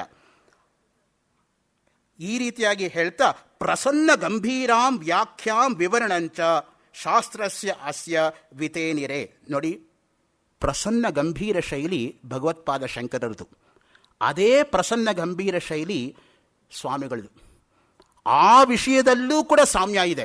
ಆ ಶಂಕರರಿಗೂ ಈ ಅಭಿನವ ಶಂಕರರಿಗೂ ಶೈಲಿ ದೃಷ್ಟಿಯಿಂದಲೂ ಸಾಮ್ಯ ಇದೆ, ಕೃತಿ ದೃಷ್ಟಿಯಿಂದಲೂ ಸಾಮ್ಯ ಇದೆ, ದೇಶಾಟನೆ ಮಾಡಿರೋ ದೃಷ್ಟಿಯಿಂದಲೂ ಸಾಮ್ಯ ಇದೆ, ವೇದಾಂತವನ್ನು ಪ್ರಚಾರ ಮಾಡೋ ದೃಷ್ಟಿಯಿಂದಲೂ ಸಾಮ್ಯ ಇದೆ, ಲೋಕೋತ್ತರ ಕಾರ್ಯ ಮಾಡೋದ್ರಿಂದಲೂ ಸಾಧ್ಯ ಇದೆ, ರಾಷ್ಟ್ರೈಕತ್ವ ನಿರ್ಮಾಣ ಮಾಡೋದ್ರಲ್ಲೂ ಸಾಮ್ಯ ಇದೆ ಅನ್ನೋದನ್ನು ನಾವು ಮರಿಬಾರ್ದು. ಆ ಶಂಕರಿಗೂ ಈ ಅಭಿನವ ಶಂಕರಿಗೂ ಇರತಕ್ಕಂಥ ಸಾಮ್ಯಾಂಶಗಳು. ಈ ಗ್ರಂಥ ವಿಷಯಾನುಕ್ರಮಣೆ ಪರಿಶಿಷ್ಟ ಎಂದು ಇಬ್ಬಾಗವಾಗಿದ್ದು, ಮೊದಲನೇದರಲ್ಲಿ 26 ವಿಷಯಗಳು, ಎರಡನೇದರಲ್ಲಿ 9 ವಿಷಯಗಳು ಇದೆ. ನನಗದು ಪೂರ್ತಿ ಹೇಳೋಕ್ಕೆ ಸಮಯ ಇಲ್ಲ. ಪರಿಶಿಷ್ಟದಲ್ಲಿ ನಿರೂಪಿತವಾಗಿರ್ತಕ್ಕಂಥ ಪರಮಪುರುಷಾರ್ಥ ವಾಕ್ಯಾನಿ ನಮಗೆ ಬೇಕಾಗಿರೋದು ಅದು. ಪುರುಷಾರ್ಥಗಳೆಲ್ಲ ನಮಗೆ ಬೇಕಾಗಿರೋದು, ಪರಮ ಪುರುಷಾರ್ಥ ನಮಗೆ ಬೇಕಾಗಿರೋದು. ಇಹ ಕಲು ಧರ್ಮ ಅರ್ಥ ಕಾಮ ಮೋಕ್ಷ ಕೇಶು ಚತುರ್ವಿಧ ಪುರುಷಾರ್ಥೇಶು ಮೋಕ್ಷ ಏವ ಪರಮ ಪುರುಷಾರ್ಥ ನ ಸ ಪುನರಾವರ್ತತೆ ಛಾಂದೋಗ್ಯ ಶ್ರುತ್ಯ ತಸ್ಯ ನಿತ್ಯತ್ವಾವಗಮಾತ್ ಇತರೇಷಾಂ ತ್ರಯಾಣಾಂ ತದ್ಯತೇಜ ಕರ್ಮಚಿತೋ ಲೋಕಃ ಕ್ಷೀಯತೆ ಏವಮೇವ ಅಮೂತ್ರ ಪುಣ್ಯಚಿತೋ ಲೋಕಃ ಕ್ಷೀಯತೆ ಇತಿ ಅನಿತ್ಯತ್ವಾವಗಮಾತ್ ಅಂತ ಧರ್ಮರಾಜಾಧ್ವರಿ ವೇದಾಂತ ಪರಿಭಾಷಾ ಗ್ರಂಥದ ಪ್ರತ್ಯಕ್ಷ ಪರಿಚಯದಲ್ಲಿ ಪ್ರಾರಂಭ ಮಾಡ್ತಾನೆ. ನಮಗೆ ಬೇಕಾದ ಪರಮ ಪುರುಷಾರ್ಥ ಯಾವುದಂದ್ರೆ ಮೋಕ್ಷ. ಮಿಕ್ಕ 3 ಪುರುಷಾರ್ಥಗಳು. ಇದಕ್ಕೇನು ಕರೀತಾರೆ? ತ್ರಿವರ್ಗ. ಅದೇನು ಕರೀತಾರೆ? ಅಪವರ್ಗ. ಇದಕ್ಕಿಂತ ಹೊರತಾಗಿರೋದು. ಅಪ ಅಂದರೆ ಹೊರತಾಗಿರೋದು. ಪರಮ ಪುರುಷಾರ್ಥ ವಾಕ್ಯಾನಿ, ಮೋಕ್ಷಕ್ಕೆ ಬೇಕಾಗಿರ್ತಕ್ಕಂಥ ವಾಕ್ಯಗಳೆಲ್ಲ ಒಂದು ಕಡೆ ಸಿಕ್ಬಿಡುತ್ತೆ. ನನ್ನಂಥ ಉಪನ್ಯಾಸ ಮಾಡ್ತಕ್ಕಂಥ ಚಾಪಲ್ಯ ಇರೋವರಿಗೆ ಈ ಒಂದೊಂದು ಅವ್ರ ಸ್ವಾಮಿಗಳು ಕೊಟ್ಟಿರ್ತಕ್ಕಂಥ ವಾಕ್ಯದ ಬಗ್ಗೆ ಒಂದೊಂದು ಉಪನ್ಯಾಸ ನೀಡೋದಕ್ಕೆ ಶ್ರಮ ಇಲ್ಲದೆ ಒದಗಿಸ್ಕೊಟ್ಬಿಟ್ಟಿದ್ದಾರೆ. ರೆಫರೆನ್ಸಸ್ ಕೊಟ್ಕೊಂಡು ಅವ್ರ ರಿಸರ್ಚ್ ಮೆಥಡಾಲಜಿ ಅದ್ಭುತ. ನಾನು ಹಿಂದೆ ಎಷ್ಟೋ ಸಲ ಕಾರ್ಯಾಲಯದಲ್ಲಿ ಆ ಮಾತನ್ನು ಹೇಳಿದ್ದೀನಿ, ಇವತ್ತಿಗೂ ಹೇಳ್ತಾ ಇದ್ದೀನಿ, ಮುಂದೆನೂ ಹೇಳ್ತೀನಿ. If anybody wants to follow the modern research methodology, because that's one of the compulsory papers for getting PhD degree, they have to follow the footsteps of Swamiji. ಅಡಿ ಟಿಪ್ಪಣಿಗಳೇನು, ಅದಕ್ಕೆ ಬರ್ತಕ್ಕಂಥದ್ದು ಸೈಫನ್ ಏನು, ಐಬಿಡ್ ಯಾವುದು, ಮತ್ತು ಅಲ್ಲಿ ಬರ್ತಕ್ಕಂಥದ್ದು ಆ ಸಿಂಬಲ್ಸ್ ಏನು, ಪ್ರತಿಯೊಂದಕ್ಕೂ ಕೂಡ ಎಷ್ಟು ಅದ್ಭುತವಾಗಿ ಬರೀತಾರೆ ಅಂದರೆ ರಿಸರ್ಚ್ ಮೆಥಡಾಲಜಿ ಅವರು. ಜ್ಞಾನಾತ್ ಪರಮಪುರುಷಾರ್ಥ ಅದಕ್ಕೆ ಉದ್ದ ಕೊಡ್ತಾ ಹೋಗ್ತಾರೆ. ಜ್ಞಾನ ಅನ್ನೋದಕ್ಕೆ ಎಲ್ಲೆಲ್ಲಿ ಬರುತ್ತೆ ರೆಫರೆನ್ಸಸ್ ಅಷ್ಟು ಕೂಡ ಒಂದು ಕಡೆ. ಅಜ್ಞಾನ ನಿಂದಾ ವಾಕ್ಯಾನಿ. ನೋಡಿ, ಬರೀ ಜ್ಞಾನ ಹೇಳಿದ್ರೆ ಸಾಲದು, ಯಾವುದನ್ನು ಬಿಡಬೇಕು ಅಂತಲೇ ನಾವು ಹೇಳಬೇಕಲ್ಲ. ಇದು ಮಾಡು, ಇದು ಮಾಡಬೇಡ, ವಿಹಿತ ಕರ್ಮ ಯಾವುದು, ನಿಷಿದ್ಧ ಕರ್ಮ ಯಾವುದು. ಬರೀ ವಿಹಿತ ಕರ್ಮ ಹೇಳಿಬಿಟ್ರೆ ನಿಷಿದ್ಧ ಕರ್ಮ ಯಾವುದು ಅನ್ನೋದ್ರ ಬಗ್ಗೆ ನನಗೆ ಗಮನ ಇರೋದಿಲ್ವಲ್ಲ. ಇದು ಮಾಡು, ಇದು ಮಾಡಬೇಡ ಎರಡು ಹೇಳುತ್ತೆ. ಅಹರಹ ಸಂಧ್ಯಾಮುಪಾಸೀತ ಯಾವಜ್ಜೀಮ ಅಗ್ನಿಹೋತ್ರಂಜುಹುಯಾತ್ ವಿಧಿ ಕರ್ಮಗಳು. ನಿಷಿದ್ಧ ಕರ್ಮಗಳು ಯಾವುದು? ನ ಕಲಂಜಂ ಭಕ್ಷಯೇ ನ ಸುರಾಂ ಪಿಬೇತ್, ಅದು ಹೇಳಬೇಕು. ಇಲ್ಲದೆ ಕನ್ಫ್ಯೂಷನ್ ಬಂದ್ಬಿಡುತ್ತೆ ಜನರಲ್ಲಿ ಯಾವ್ದು ಮಾಡಬಾರ್ದು ಅಂತ. ಎಷ್ಟು ಪರ್ಫೆಕ್ಟಾಗಿ ಇಟ್ಕೊಂಡು ಮಾಡಿದ್ದಾರೆ ನೋಡಿ ಇದನ್ನು. ಜ್ಞಾನ ಪ್ರಶಂಸಾ ವಾಕ್ಯಾನಿ ಒಂದು ಕಡೆ, ಜ್ಞಾನ ಸಾಧನ ಉಪದೇಶ ವಾಕ್ಯಾನಿ. ಆ ಜ್ಞಾನಕ್ಕೆ ಸಾಧನಗಳು ಯಾವುದು? ಶ್ರವಣ ಮನನ ನಿಧಿಧ್ಯಾಸನಗಳ ಕರ್ತವ್ಯ ಏನು? ಕರ್ಮ ಕರ್ತವ್ಯ ಪ್ರಶಂಸಾ ವಾಕ್ಯಾನಿ, ಕರ್ಮ ಮಾಡೋದ್ರಲ್ಲಿ ಇರ್ತಕ್ಕಂಥ ಪ್ರಶಂಸಾ ವಾಕ್ಯಗಳು. ಧ್ಯಾನ ಯೋಗ ಉಪದೇಶ ವಾಕ್ಯ ಸಂಗ್ರಹ, ಅದೊಂದು ಸಂಗ್ರಹವೇ. ಗುಣತ್ರಯ ಪರಾಮರ್ಶಕ ವಾಕ್ಯ ಸಂಗ್ರಹ. ನೋಡಿ, ಯಾರಿಗೆ ಬೇಕಾಗಿಲ್ಲ ಗುಣತ್ರಯಗಳು? ಸತ್ವ ರಜಸ್ ತಮಸ್, ಅದರಿಂದಾನೇ ಎಲ್ಲವೂ ಕೂಡ ಹೊರಟಿರ್ತಕ್ಕಂಥದ್ದು. ನೀವು ರಾಮಾಯಣ ಒಂದು ನೆನಪು ಮಾಡಿಕೊಂಡ್ರೆ ಎಷ್ಟು ಚೆನ್ನಾಗಿ ಅರ್ಥ ಆಗತ್ತೆ ನೋಡಿ. ರಾವಣ ರಜೋಗುಣ, ವಿಭೀಷಣ ಸತ್ವಗುಣ, ಕುಂಭಕರ್ಣ ತಮೋಗುಣ. ಅಷ್ಟೇ. ಮಕ್ಕಳಿಗೆ ನೀವು ಕತೆ ಹೇಳೋದಕ್ಕೆ ಬೇಕಾದರೆ ಅದನ್ನು ಮಾಡಿಟ್ಟಿದ್ದಾರೆ. ಬಾಲಕರಿಗೆ ಕಥೆಗಳನ್ನು ಸ್ವಾಮಿಗಳು ಕೊಟ್ಟಿದ್ದಾರೆ, ಅದನ್ನು ಕೊಟ್ಟಿಲ್ಲ ಅಂತಲ್ಲ. ಸೊ ನೀವು ಯಾವ ಲೆವೆಲಲ್ಲಿ ಬೇಕಾದರೂ ಸ್ವಾಮಿಗಳು ಕೊಟ್ಟಿರ್ತಕ್ಕಂಥ ಬರವಣಿಗೆ ನಿತ್ಯ ಜೀವನದಲ್ಲಿ ಉಪಯೋಗಿಸ್ಕೋಬೋದು. ಬರೀ ಉತ್ತಮಾಧಿಕಾರಿಗಳಿಗೆ ಅಂತ ಮಾತ್ರ ಅಲ್ಲ, ಮಧ್ಯಮಾಧಿಕಾರಿಗಳಿಗೆ, ಬಾಲಕರಿಗೆ, ಪ್ರತಿಯೊಬ್ಬರಿಗೂ ಕೊಟ್ಟಿದ್ದಾರೆ ಲೋಕದಲ್ಲಿ. ಭಕ್ತಿ ಪರಾಮರ್ಶ ವಾಕ್ಯ ಸಂಗ್ರಹ, ಉಪನ್ಯಾಸಕರಿಗೆ ರಸದೌತಣದಂತಿದ್ದು ಅನಾಯಾಸವಾಗಿ ಆ ವಿಷಯಗಳ ಬಗ್ಗೆ ಉಪನ್ಯಾಸ ನೀಡಲು ಸಹಾಯಕವಾಗಿದೆ. ಉಪದೇಶ ಎಂಬ ಮಾತೆ ಅತ್ಯಂತ ರೋಚಕವಾಗಿರ್ತಕ್ಕಂಥದ್ದು. ಕೇವಲ ಗುರು ಮಾತ್ರವೇ ಉಪದೇಶ ನೀಡಬಲ್ಲ. ಇನ್ಯಾರಿಗೂ ಉಪದೇಶ ಕೊಡ್ತಕ್ಕಂಥ ಅಧಿಕಾರ ಇಲ್ಲ. ಟೀಚರ್ಸ್ಗಂತೂ ಇಲ್ಲವೇ ಇಲ್ಲ. ಯಾಕಂದರೆ we are outstanding teachers. U C, we always stand outside the class room. We never take the classes at all. We are outside the class room. Some of us, we are rare teachers because rarely we take classes. Some of us, we are class by ourselves because nobody ever attends our classes. ಹೀಗಿರುವಾಗ ನಮಗೇನಿದೆ ಅಧಿಕಾರ? ಅಧಿಕಾರ ಇರೋದು ಗುರುಗಳಿಗೆ, ಟೀಚರ್ಸ್ಗಲ್ಲ. ಉಪದೇಶ ಭಾರತ ದೇಶ ದುರವಸ್ಥಾವರ್ಣನಂ. ನೋಡಿ ಎಷ್ಟು ಕಾಳಜಿ ಇದೆ ಭಾರತದ ಬಗ್ಗೆ ಅಂದರೆ ಸ್ವಾಮಿಗಳಿಗೆ. ಇದು ಒಂದು ನೋಡಿಬಿಟ್ರೆ ಕಣ್ಣೀರು ಬಂದ್ಬಿಡುತ್ತೆ. ನಿಜಕ್ಕೂ ಕೂಡ ಭಾರತದ ಪಾವಿತ್ರತೆಯನ್ನು ನಿರೂಪಿಸೋದಕ್ಕೆ ವಿಷ್ಣು ಪುರಾಣ ಕೋಟ್ ಮಾಡ್ತಾರೆ, ಭಾಗವತ ಪುರಾಣ ಕೋಟ್ ಮಾಡ್ತಾರೆ. ಎಲ್ಲೆಲ್ಲಿ ಭಾಗವತದ ಬಗ್ಗೆ ರೆಫರೆನ್ಸಸ್ ಬರುತ್ತೋ ನಿಮಗೆ ಒಂದು ಕಡೆ ಸಿಗಬೇಕಾದ್ರೆ ಇದು ಒಂದು ಚಾಪ್ಟರ್ ಸಾಕು. ಭಾರತ ಅಂದ್ರೆ ಏನು? ಉತ್ತರಂ ಯತ್ ಸಮುದ್ರಸ್ಯ ಹಿಮಾದ್ರೇಶ್ಚ ಇವ ದಕ್ಷಿಣಂ ವರ್ಷಂತದ್ ಭಾರತಂ ಪ್ರೋಕ್ತಂ ಭಾರತೀಯತ್ರ ಸಂಸ್ಕೃತಿ ಭಾತಿ ಸರ್ವೇಷು ವೇದೇಶು ರತಿ ಸರ್ವೇಷು ಜಂತುಷು ತರಣಂ ಸರ್ವತೀರ್ಥಾನಾಂ ತೇನ ಭಾರತ ಮುಚ್ಚತೆ. ಭಾಂದ್ರೆ ಭಾವ, ರಾಂದ್ರೆ ರಾಗ, ತಾಂದ್ರೆ ತಾಳ. ಭಾರತೀಯರ ಸಂಗೀತ ಕಲಿಬೇಕಾಗಿಲ್ಲ, ಅವರ ನರನಾಡಿಗಳಲ್ಲಿ ಸಂಗೀತ ಅನ್ನೋದು ಹರಿತಾ ಇರುತ್ತೆ ಅನ್ನೋದನ್ನು ತೋರಿಸ್ಕೊಟ್ಟಿದ್ದಾರೆ ಈ ಗ್ರಂಥದಲ್ಲಿ. ಏವಂ ಪರಂಪರಾ ಪ್ರಾಪ್ತಂ ಇಮಂ ರಾಜರ್ಷಯೋ ವಿದುಹು ಸ ಕಾಲೇನೇಹ ಮಹತ ಯೋಗೋ ನಷ್ಟ ಪರಂತಪ. ಅದನ್ನು ಕೋಟ್ ಮಾಡಿಬಿಟ್ಟು ಹೇಗೆ ನಷ್ಟವಾಗೋಗಿದೆ, ಇವತ್ತು ನಾವು ಮಾಡಬೇಕಾಗಿರತಕ್ಕಂಥ ಕರ್ತವ್ಯ ಏನು ಅನ್ನೋದನ್ನು ನಮಗೆ ಎಚ್ಚರಿಕೆ ಕೊಟ್ಟಿದ್ದಾರೆ ಈ ಒಂದು ಮಾತಿನಲ್ಲಿ. 205 ಪುಟಗಳಿಂದ ಕೂಡಿರುವ ಈ ಕೃತಿ 262ನೇ ಕ್ರಮಾಂಕದಿಂದ 100 ರೂಪಾಯಿ ಬೆಲೆಗೆ ದೊರೀತಾ ಇರತಕ್ಕಂಥದ್ದು ಅತ್ಯಂತ ಸ್ತುತ್ಯಾರ್ಹವಾಗಿರ್ತಕ್ಕಂಥ ಕಾರ್ಯ. ಇದನ್ನು ಆಸಕ್ತರು ಕೊಂಡು ಓದಿ ಅನುಷ್ಠಾನಕ್ಕೆ ತರಲೆಂದು ಮನಸಾರೆ ಆಶಿಸುತ್ತೇನೆ. ನಮೋ ನಮಃ.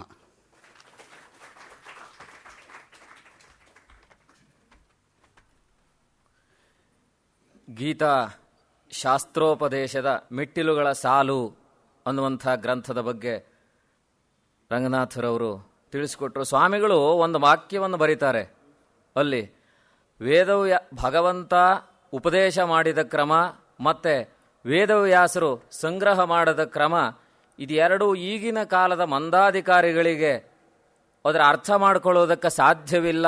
ಆ ಉದ್ದೇಶದಿಂದ ಸೋಪಾನ ಕ್ರಮದಲ್ಲಿ ನಾನು ಈ ಗ್ರಂಥವನ್ನು ಪ್ರಣಯನ ಮಾಡಿದ್ದೇನೆ. ಕ್ಷಂತವ್ಯಮಿಮಂ ಧಾರ್ಷ್ಟ್ಯಂ ಅಂತ, ಈ ಒಂದು ನನ್ನ ಧಾರ್ಷ್ಟ್ಯವನ್ನು ಕ್ಷಮಿಸಬೇಕು ಅಂತ ವಿನಯವಾಗಿ ಆ ಗ್ರಂಥದಲ್ಲಿ ಕೇಳ್ಕೊಳ್ತಾರೆ. ಅಂಥ ಒಂದು ಗ್ರಂಥವನ್ನು ಓದಿದ್ರೆ ಬಹುಶಃ ಗೀತೆಯ ಪ್ರವೇಶ ಇನ್ನೂ ಸುಲಭವಾಗತ್ತೆ ಅನ್ನೋದನ್ನು ರಂಗನಾಥರವರು ನಮ್ಮ ಮುಂದೆ ತಿಳಿಸಿಕೊಟ್ಟಿದ್ದಾರೆ. ಹಾಗೆಯೇ ಭಗವದ್ಗೀತಾ ಭಾಷ್ಯ, ಇದನ್ನು ಸ್ವಾಮಿಗಳು ಟಿಪ್ಪಣಿ, ಆ ಒಂದು ತಲೆಬರಹ, ಸಾರ ಇತ್ಯಾದಿಗಳ ಸೌಕರ್ಯದ ಮೂಲಕ ಈಗ 1942 ಅದನ್ನು ಬರೆದಿದ್ದರು. ಆ ಗ್ರಂಥ ಈಗ 9 ಮುದ್ರಣಗಳನ್ನು ಕಂಡು ಸಾಮಾನ್ಯ ಎಲ್ಲರಿಗೂ ಆ ಗ್ರಂಥದ ಒಂದು ವೈಶಿಷ್ಟ್ಯ ಗೊತ್ತಿದೆ. ಅದೇ ಗ್ರಂಥವನ್ನು ಅದ್ವಯಾನಂದೇಂದ್ರ ಸರಸ್ವತಿ ಸ್ವಾಮಿಗಳವರು ಸಂಸ್ಕೃತಕ್ಕೆ ಆ ಒಂದು ತಲೆಬರಹ, ಟಿಪ್ಪಣಿ, ಸಾರಾದಿಗಳನ್ನು ಎಲ್ಲವುದನ್ನು ಕೂಡ ಸಂಸ್ಕೃತಕ್ಕೆ ಅನುವಾದವನ್ನು ಮಾಡಿಕೊಟ್ಟಿದ್ದಾರೆ. ಆ ಗ್ರಂಥವನ್ನು ಕುರಿತು ಆ ಗ್ರಂಥದ ಪರಿಚಯವನ್ನು ಈಗ ನಮಗೆ ಮಾಡಿಸ್ಕೊಡ್ತಾರೆ. ಹಾಗೆಯೇ ನಮ್ಮೆಲ್ಲರಿಗೂ ಆಶೀರ್ವಚನವನ್ನು ಕೂಡ ಅವರು ನೀಡಬೇಕು ಅಂತ ನಾನು ಅವರಲ್ಲಿ ವಿನಂತಿಸಿಕೊಳ್ತೇನೆ.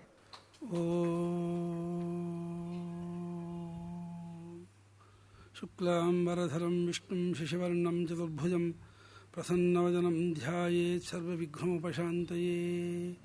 ಗುರುರ್ಬ್ರಹ್ಮ ಗುರುರ್ವಿಷ್ಣು ಗುರುರ್ದೇವೋ ಮಹೇಶ್ವರಃ, ಗುರುಸ್ಸಾಕ್ಷಾತ್ ಪರಂ ಬ್ರಹ್ಮ ತಸ್ಮೈ ಶ್ರೀ ಗುರವೇ ನಮಃ. ಗುರವೇ ಸರ್ವಲೋಕಾನಾಂ ಭಿಷಜೇ ಭವರೋಗಿಣಾಂ ನಿಧಯೇ ಸರ್ವವಿದ್ಯಾನಾಂ ದಕ್ಷಿಣಾಮೂರ್ತಯೇ ನಮಃ. ಶ್ರುತಿಸ್ಮೃತಿಪುರಾಣಾನಾಂ ಆಲಯಂ ಕರುಣಾಲಯಂ ನಮಾಮಿ ಭಗವತ್ಪಾದಂ ಶಂಕರಂ ಲೋಕಶಂಕರಂ. ಶಂಕರಂ ಶಂಕರಾಚಾರ್ಯಂ ಕೇಶವಂ ಬಾದರಾಯಣಂ ಸೂತ್ರಭಾಷ್ಯಕೃತೋ ವಂದೇ ಭಗವಂತೋ ಪುನಃ ಪುನಃ. ಶ್ರೀಮಚ್ಛಂಕರ ಭಗವತ್ಪೂಜ್ಯಪಾದಸದ್ಗುರುಭ್ಯೋ ನಮಃ. ವಂದೇ ತಂ ಸಚ್ಚಿದಾನಂದಂ ಯತಿವರ್ಯಂ ಮಹಾಮತಿಂ ವೇದವೇದಾಂತಸಾರಜ್ಞಂ ಸದ್ಗುರುಂ ಪ್ರಣತೋಸ್ಮ್ಯಹಂ. ಸದಾಹಂ ಸಂಪ್ರದಾಯಜ್ಞಂ ಸಂಯಮೀಂದ್ರಂ ಸದಾಶ್ರಯಂ ಸದ್ಗುರುಂ ಸಚ್ಚಿದಾನಂದಂ ಸದಾಚಾರಂ ಸಮಾಶ್ರಯೇ. ಶ್ರೀ ಶ್ರೀ ಸಚ್ಚಿದಾನಂದೇಂದ್ರ ಸರಸ್ವತಿ ಮಹಾಸದ್ಗುರುಭ್ಯೋ ನಮಃ. ಅದೃಶ್ಯೋಪಿ ಸ್ವಭಕ್ತಾನಾಂ ದೃಶ್ಯೋ ಭವತಿ ಯಸ್ಸದಾ ಅಚಿಂತ್ಯ ಮಹಿಮಾನಂತಂ ಆಶ್ರಯೇ ಅಭೀಷ್ಟಸಿದ್ಧಯೇ. ತತ್ವಜಿಜ್ಞಾಸುಗಳಾದ ತಮಗೆಲ್ಲರಿಗೂ ಅನಂತಾನಂತ ನಾರಾಯಣ ಸ್ಮರಣೆಗಳು. ಪರಮಪೂಜ್ಯ ಶ್ರೀ ಶ್ರೀ ಸಚ್ಚಿದಾನಂದೇಂದ್ರ ಸರಸ್ವತಿ ಸ್ವಾಮಿಗಳವರ ಒಂದು ಆರಾಧನಾ ಕಾರ್ಯಕ್ರಮದ ಮಧ್ಯದಲ್ಲಿ ಒಂದು ಗ್ರಂಥಗಳ ಬಿಡುಗಡೆ ಇಟ್ಕೊಂಡಿರೋದು ಕೂಡ ಬಹಳ ಒಂದು ಮಹತ್ತರವಾದ ಕೆಲಸ ಮತ್ತು ಸಂತಸವನ್ನು ತರುವ ಸಂತೋಷವನ್ನು ತರುವಂತಹ ಒಂದು ಕೆಲಸವಾಗಿದೆ. ಅಂತಹ ಕೆಲಸವನ್ನು ಕಾರ್ಯಸಮಿತಿಯವರು ಮಾಡಿದ್ದಾರೆ. ಆಗಲೇ ಈ ಒಂದು ಶಂಕರ ಭಗವತ್ಪಾದ ವೃತ್ತಾಂತ ಸಹಸ್ರ ಇಂಗ್ಲೀಷ್ ಬಗ್ಗೆ ರಾಮನಾಥ್ ಅವರು, ಹಾಗೆಯೇ ಗೀತಾ ಸೋಪಾನ ಪಂಕ್ತಿಯ ಬಗ್ಗೆ ಪೂಜ್ಯ ಇವರು ರಂಗನಾಥ್ ಅವರು ಕೂಡ ಬಹಳ ಸ್ಪಷ್ಟವಾಗಿ ಚೆನ್ನಾಗಿ ಅದನ್ನು ವಿಷದಪಡಿಸಿದ್ದಾರೆ. ನನ್ನ ಪಾಲಿಗೆ ಬಂದಂತಹ ಭಗವದ್ಗೀತಾ ಭಾಷ್ಯ ಅನ್ನುವಂತಹ ಗ್ರಂಥದ ಬಗ್ಗೆ 4 ಮಾತನ್ನು ಹೇಳಿ ಇದರ ಬಗ್ಗೆ ಪರಿಚಯ ಮಾಡಿಸ್ಕೊಳ್ಬೇಕು ಅಂತ ವ್ಯವಸ್ಥಾಪಕರು ಹೇಳಿದ್ದಾರೆ. ಅದರಂತೆ ಯಥಾಮತಿಯಾಗಿ ತಮ್ಮ ಮುಂದೆ ಹೇಳ್ತೀನಿ. ಈ ಗ್ರಂಥ ಪ್ರಧಾನವಾಗಿ ಸಂಸ್ಕೃತದಲ್ಲಿ ಬರೆದಿದ್ದ ಉದ್ದೇಶ ಕರ್ನಾಟಕ ರಾಜ್ಯಕ್ಕಿಂತ ಹೊರಚಾದ ರಾಜ್ಯದಲ್ಲಿರ್ತಕ್ಕಂತಹ ಜಿಜ್ಞಾಸುಗಳಿಗೆ ಉಪಕಾರವಾಗಲಿ ಅನ್ನೋ ದೃಷ್ಟಿಯಿಂದಲೇ ಬಂದದ್ದು. ಯಾಕೆಂದರೆ ಕರ್ನಾಟಕ ರಾಜ್ಯದವರಿಗೆ ಗುರುಗಳ ಗ್ರಂಥವೇ ಇದೆ, ಗುರುಗಳ ಕನ್ನಡ ಗ್ರಂಥವೇ ಇರೋದರಿಂದ ಅಲ್ಲಿರ್ತಕ್ಕಂತಹ ಟಿಪ್ಪಣಿ, ತಲೆಬರಹ, ಪೀಠಿಕಾ ಇತ್ಯಾದಿಗಳನ್ನು ಓದಿಕೊಂಡು ಇಲ್ಲಿನ ಮುಮುಕ್ಷುಗಳು ಅದರ ಪೂರ್ಣ ಪ್ರಯೋಜನ ಪಡ್ಕೊಳ್ಬಹುದು. ಆದರೆ ಗುರುಗಳ ಮನಸ್ಸಿನಲ್ಲಿ ಪ್ರಸ್ಥಾನತ್ರಯಕ್ಕೂ ಕೂಡ ಕನ್ನಡದಲ್ಲಿ ಬರೆದ ಹಾಗೇನೆಯೇ ಸಂಸ್ಕೃತದಲ್ಲಿ ಬರಬೇಕು ಅಂತ ಅವರು ಸಂಕಲ್ಪ ಮಾಡಿದರು. ಹಾಗೆ ಅವರು ಈಶಾವಾಸ್ಯ, ಕೇನ, ಕಠ, ಪ್ರಶ್ನ, ಮುಂಡಕ, ಪ್ರಶ್ನಕ್ಕೆ ಮಾಡಿಲ್ಲ, ಮುಂಡಕ ಇತ್ಯಾದಿ ಇದಕ್ಕೆ ಮಾಡಿದರು ಗುರುಗಳು. ಗುರುಗಳ ಮನಸ್ಸಿನಲ್ಲಿ ದೇಶಾದ್ಯಂತ ಎಲ್ಲರಿಗೂ ತಲುಪಬೇಕು ಈ ಪ್ರಸ್ಥಾನದ ಭಾಷೆಯ ವಿಚಾರ ಅನ್ನೋ ದೃಷ್ಟಿಯಿಂದ ಅವರದ್ದೇ ಆದ ಹೊಸದಾದ ಒಂದು ಕ್ರಮದಲ್ಲಿ ಅವರು ಏನು ನೋಡಿದ್ದಾರೆ ಭಾಷ್ಯವನ್ನು. ಅಂದರೆ ಶಂಕರಾಚಾರ್ಯರ ಕಾಲದಲ್ಲಿ ಯಾವ ರೀತಿ ಭಾಷ್ಯದ ಪ್ರಚಾರ ಇತ್ತೋ, ಭಾಷ್ಯಾರ್ಥ ಪ್ರಚಾರ ಇತ್ತೋ, ಅದಕ್ಕಿಂತಲೂ ಗುರುಗಳು ಶಂಕರ ಭಾಷ್ಯದಲ್ಲಿ ಯಾವ ವಿಚಾರ ಇದೆ, ಹೇಗಿದೆ ಅನ್ನೋದನ್ನು ತಮ್ಮ ವಿಶಿಷ್ಟ ಕ್ರಮದಲ್ಲಿ ತೋರಿಸಿದ್ದಾರೆ. ಅಂದರೆ ಭಾಷ್ಯದ ಅರ್ಥವನ್ನು ಭಾಷ್ಯದ ವ್ಯಾಖ್ಯಾನಕಾರರಾಗಿರ್ತಕ್ಕಂತಹ ಆನಂದಗಿರಿ ಮುಂತಾದ ವ್ಯಾಖ್ಯಾನಕಾರರು ಅದನ್ನು ಬೇರೆ ರೀತಿಯಾಗಿ ಇದನ್ನು ಇಂಟರ್ಪ್ರಿಟ್ ಮಾಡಿದ್ದಾರೆ, ಬೇರೆ ರೀತಿ ಅದನ್ನು ವ್ಯಾಖ್ಯಾನ ಮಾಡಿದ್ದಾರೆ. ಇದರಲ್ಲಿ ಅದರಲ್ಲೂ ಸೂತ್ರ ಭಾಷೆ ಪ್ರಧಾನಗಳು ವಿಶೇಷವಾಗಿ ಬಂದಿದೆ. ಈ ಭಗವದ್ಗೀತೆ ಬಗ್ಗೆಯೂ ಕೂಡ ಸುಮಾರಾಗಿ ಭಗವದ್ಗೀತೆ ಈ ದ್ವಾಪರ ಯುಗದಲ್ಲಿ ಕೃಷ್ಣ ಅರ್ಜುನ ಉಪದೇಶ ಮಾಡಿ ವ್ಯಾಸರು ಅದನ್ನು ಬರೆದರೆ ಅಲ್ಲಿಂದ ಇವತ್ತಿನವರೆಗೆ ನೂರಾರಲ್ಲ, ಸಾವಿರಾರಲ್ಲ, ಲಕ್ಷಾಂತರ ಜನರು ಇದರ ಮೇಲೆ ವ್ಯಾಖ್ಯಾನಗಳನ್ನು, ಪ್ರವಚನಗಳನ್ನು, ಗ್ರಂಥಗಳನ್ನು ಬರೆದಿದ್ದಾರೆ. ಹಾಗಾಗಿ ಆದರೂ ಕೂಡ ಈ ಗ್ರಂಥದ ಈ ವಿಶಾಲತೆ, ಇದರ ಮಹಿಮೆ ಇನ್ನೂ ಇದಾಗಿಲ್ಲ, ಪೂರ್ತಿಯಾಗಿಲ್ಲ. ಅಷ್ಟು ಮಹತ್ತರವಾದಂತಹ ಗ್ರಂಥ. ಈ ಗ್ರಂಥದಲ್ಲಿ ಗುರುಗಳು ಬರೋ ಮುಂಚೆ ಈ ಗ್ರಂಥ ಯಾವ ರೀತಿ ಇತ್ತು ಅಂದರೆ ಶ್ಲೋಕ, ಭಾಷ್ಯ ಇಷ್ಟೇ ಇತ್ತು. ಅದಕ್ಕೆ ವಿಷಯ ವಿಭಾಗವಾಗಲಿ, ಆ ಭಾಷ್ಯವಾಕ್ಯದಲ್ಲಿರೋ ಸ್ಪಷ್ಟಾರ್ಥತೆಯಾಗಲಿ, ಆ ಇಡೀ ಗ್ರಂಥದಲ್ಲಿರ್ತಕ್ಕಂತಹ ವಿಚಾರವಾಗಲಿ ಸ್ಪಷ್ಟಪಡಿಸಿರಲಿಲ್ಲ ಯಾರೂ. ಗುರುಗಳು ಏನು ಮಾಡಿಬಿಟ್ರು, ವಿದ್ವತ್ಪೂರ್ಣವಾದಂತಹ ಒಂದು ಪೀಠಿಕೆಯನ್ನು ಬರೆದರು. ಆ ಪೀಠಿಕೆಯಲ್ಲಿ ಇಡೀ ಭಗವದ್ಗೀತೆಯ 18 ಅಧ್ಯಾಯದಲ್ಲಿರ್ತಕ್ಕಂತಹ ಎಲ್ಲ ವಿಚಾರವನ್ನು ಕೂಡ ಸಾರ ಸಂಗ್ರಹವಾಗಿ ಬರೆದುಬಿಟ್ಟಿದ್ದಾರೆ. ಯಾರು ಈ ಪೀಠಿಕಾ ಭಾಗವನ್ನು ಮತ್ತೆ ಮತ್ತೆ ಮನನ ಮಾಡ್ತಾರೋ ಅವರಿಗೆ ಇಡೀ ಭಗವದ್ಗೀತಾ ಭಾಷ್ಯ ಪೂರ್ತಿ ಹೃದ್ಗತವಾಗುತ್ತೆ. ಶ್ಲೋಕಾರ್ಥವೂ ಹೃದ್ಗತವಾಗುತ್ತೆ, ಶ್ಲೋಕಕ್ಕೆ ಶಂಕರರು ಬರೆದಂತಹ ಭಾಷ್ಯವೂ ಕೂಡ ಹೃದ್ಗತವಾಗುತ್ತೆ. ಅಂಥ ಒಂದು ವಿದ್ವತ್ಪೂರ್ಣವಾದಂತಹ ಪೀಠಿಕೆಯನ್ನು ಬರೆದಿದ್ದಾರೆ ಗುರುಗಳು ಕನ್ನಡದಲ್ಲಿ. ಈ ಕನ್ನಡದಲ್ಲಿ ಬರೆದಂತಹ ಈ ವಿಚಾರ ಇದು ಬಹುಶಃ ಗುರುಗಳಲ್ಲದೆ ಯಾರೂ ಇದನ್ನು ಬರೆದಿಲ್ಲ. ಇದು ಕನ್ನಡ ನಾಡಿನವ್ರಿಗೆ ಮಾತ್ರ ಆಗತ್ತೆ ಅನ್ನೋ ದೃಷ್ಟಿಯಿಂದ ನಾವು ಉತ್ತರ ದೇಶದಲ್ಲಿರ್ತಕ್ಕಂತಹ, ಬೇರೆ ರಾಜ್ಯದಲ್ಲಿರ್ತಕ್ಕಂತಹ ಎಲ್ಲ ಮುಮುಕ್ಷುಗಳಿಗೂ ಇಲ್ಲಿ ಗುರುಗಳು ಬರೆದಂತಹ ವಿಚಾರ ಮುಟ್ಟಬೇಕು ಅನ್ನೋ ದೃಷ್ಟಿಯಿಂದ ಇದನ್ನು ಸಂಸ್ಕೃತಕ್ಕೆ ನಾವು ಅನುವಾದ ಮಾಡಿದ್ವಿ. ನಿಜವಾಗಿಯೂ ಆ ಕನ್ನಡಿಗರೇ ಆಗಿರೋದ್ರಿಂದ ನೀವು ಆ ಕನ್ನಡದ ಪೀಠಿಕಾ ಭಾಗವನ್ನು ನೀವು ಓದಿದರೆ ನಿಜವಾಗಿ ಎಷ್ಟು ವಿಚಾರ ಈ ಭಗವದ್ಗೀತೆಯಲ್ಲಿ ಒಳಗೊಂಡಿದೆ ಅನ್ನೋದನ್ನು ಗುರುಗಳು ತೋರಿಸಿದ್ದಾರೆ. ಅದನ್ನು ನೀವು ನೋಡಬಹುದು. ಎಷ್ಟು ಅವಿದ್ಯಾ ವಿಚಾರ, ಜ್ಞಾನನಿಷ್ಠ ಅಂದರೆ ಏನು, ಹೇಗೆ ಸಾಧನ ವಿಚಾರ, ಹೇಗೆ ತತ್ವಜ್ಞಾನ ಹೇಗೆ ಮಾಡ್ಕೋಬೇಕು ಅನ್ನುವ ವಿಚಾರವನ್ನು ಬಹಳ ಸ್ಪಷ್ಟವಾಗಿ, ಸುಂದರವಾಗಿ, ಹೃದಯಂಗವಾಗಿ ಬರೆದಿದ್ದಾರೆ. ಇದು ಏನಾಗಿದೆ ಅಂದರೆ ಭಗವದ್ಗೀತೆ ಆಗಿನ ಕಾಲದಲ್ಲಿ ಕೈಯಿಂದ ಬರ್ಕೊಂಡು ಬರ್ತಾ ಇರುವಂತಹ ಕಾಲ. ಆಗಿನ ಕಾಲದಲ್ಲಿ ಮುದ್ರಣ ಇರಲಿಲ್ಲ. ಹಾಗೆ ಬರೆಯುವಾಗ ಏನಾಗಿತ್ತು, ಅನೇಕ ಪಾಠಗಳು ಬಂದುಬಿಟ್ಟಿದೆ. ಹಾಗಾಗಿ ಶಂಕರಾಚಾರ್ಯರು ಯಾವ ರೀತಿ ಭಾಷ್ಯ ಬರೆದಿದ್ರು ಅನ್ನೋದಕ್ಕೆ 10 ಪಾಠಗಳಿದೆ. 10 ಪಾಠಗಳಲ್ಲಿ ಯಾವ ಪದವನ್ನು ಹಾಕಿದ್ರು ಶಂಕರಾಚಾರ್ಯರು, ಯಾವುದು ಸರಿಯಾದದ್ದು ಯಾವುದು ತಪ್ಪು ಅನ್ನೋದೇ ಗೊತ್ತಾಗೋದಿಲ್ಲ. ಒಂದೊಂದು ಕಡೆ ಗುರುಗಳು ಇದರಲ್ಲಿ 5-6 ಪಾಠವನ್ನು ತೆಗೆದುಕೊಂಡಿದ್ದಾರೆ. ನಿರ್ಣಯ ಸಾಗರ ಪ್ರೆಸ್ಸಿನ ಪಾಠ, ಆನಂದಾಶ್ರಮದ ಪಾಠ, ಮೈಸೂರು ಓರಿಯೆಂಟಲ್ ಪಾಠ, ಹಾಗೆ ಗುಜರಾತ್ ಪ್ರೆಸ್ಸಿನ ಪಾಠ, ಹೀಗೆ ಇದು ಕುಂಭಕೋಣ ಪಾಠ, ಹೀಗೆ ಅನೇಕ ಪಾಠವನ್ನು ತಗೊಂಡಿದ್ದಾರೆ. ಈ ಅನೇಕ ಪಾಠಗಳನ್ನೆಲ್ಲ ಪಾಠಾಂತರವನ್ನು ನೋಡಿ ಅದನ್ನು ವಿಮರ್ಶೆ ಮಾಡಿ ಯಾವ ಪಾಠ ಸರಿ ಯಾವ ಪಾಠ ಸರಿಯಲ್ಲ ಅನ್ನೋದನ್ನು ಟಿಪ್ಪಣಿ ತೋರಿಸಿದ್ದಾರೆ.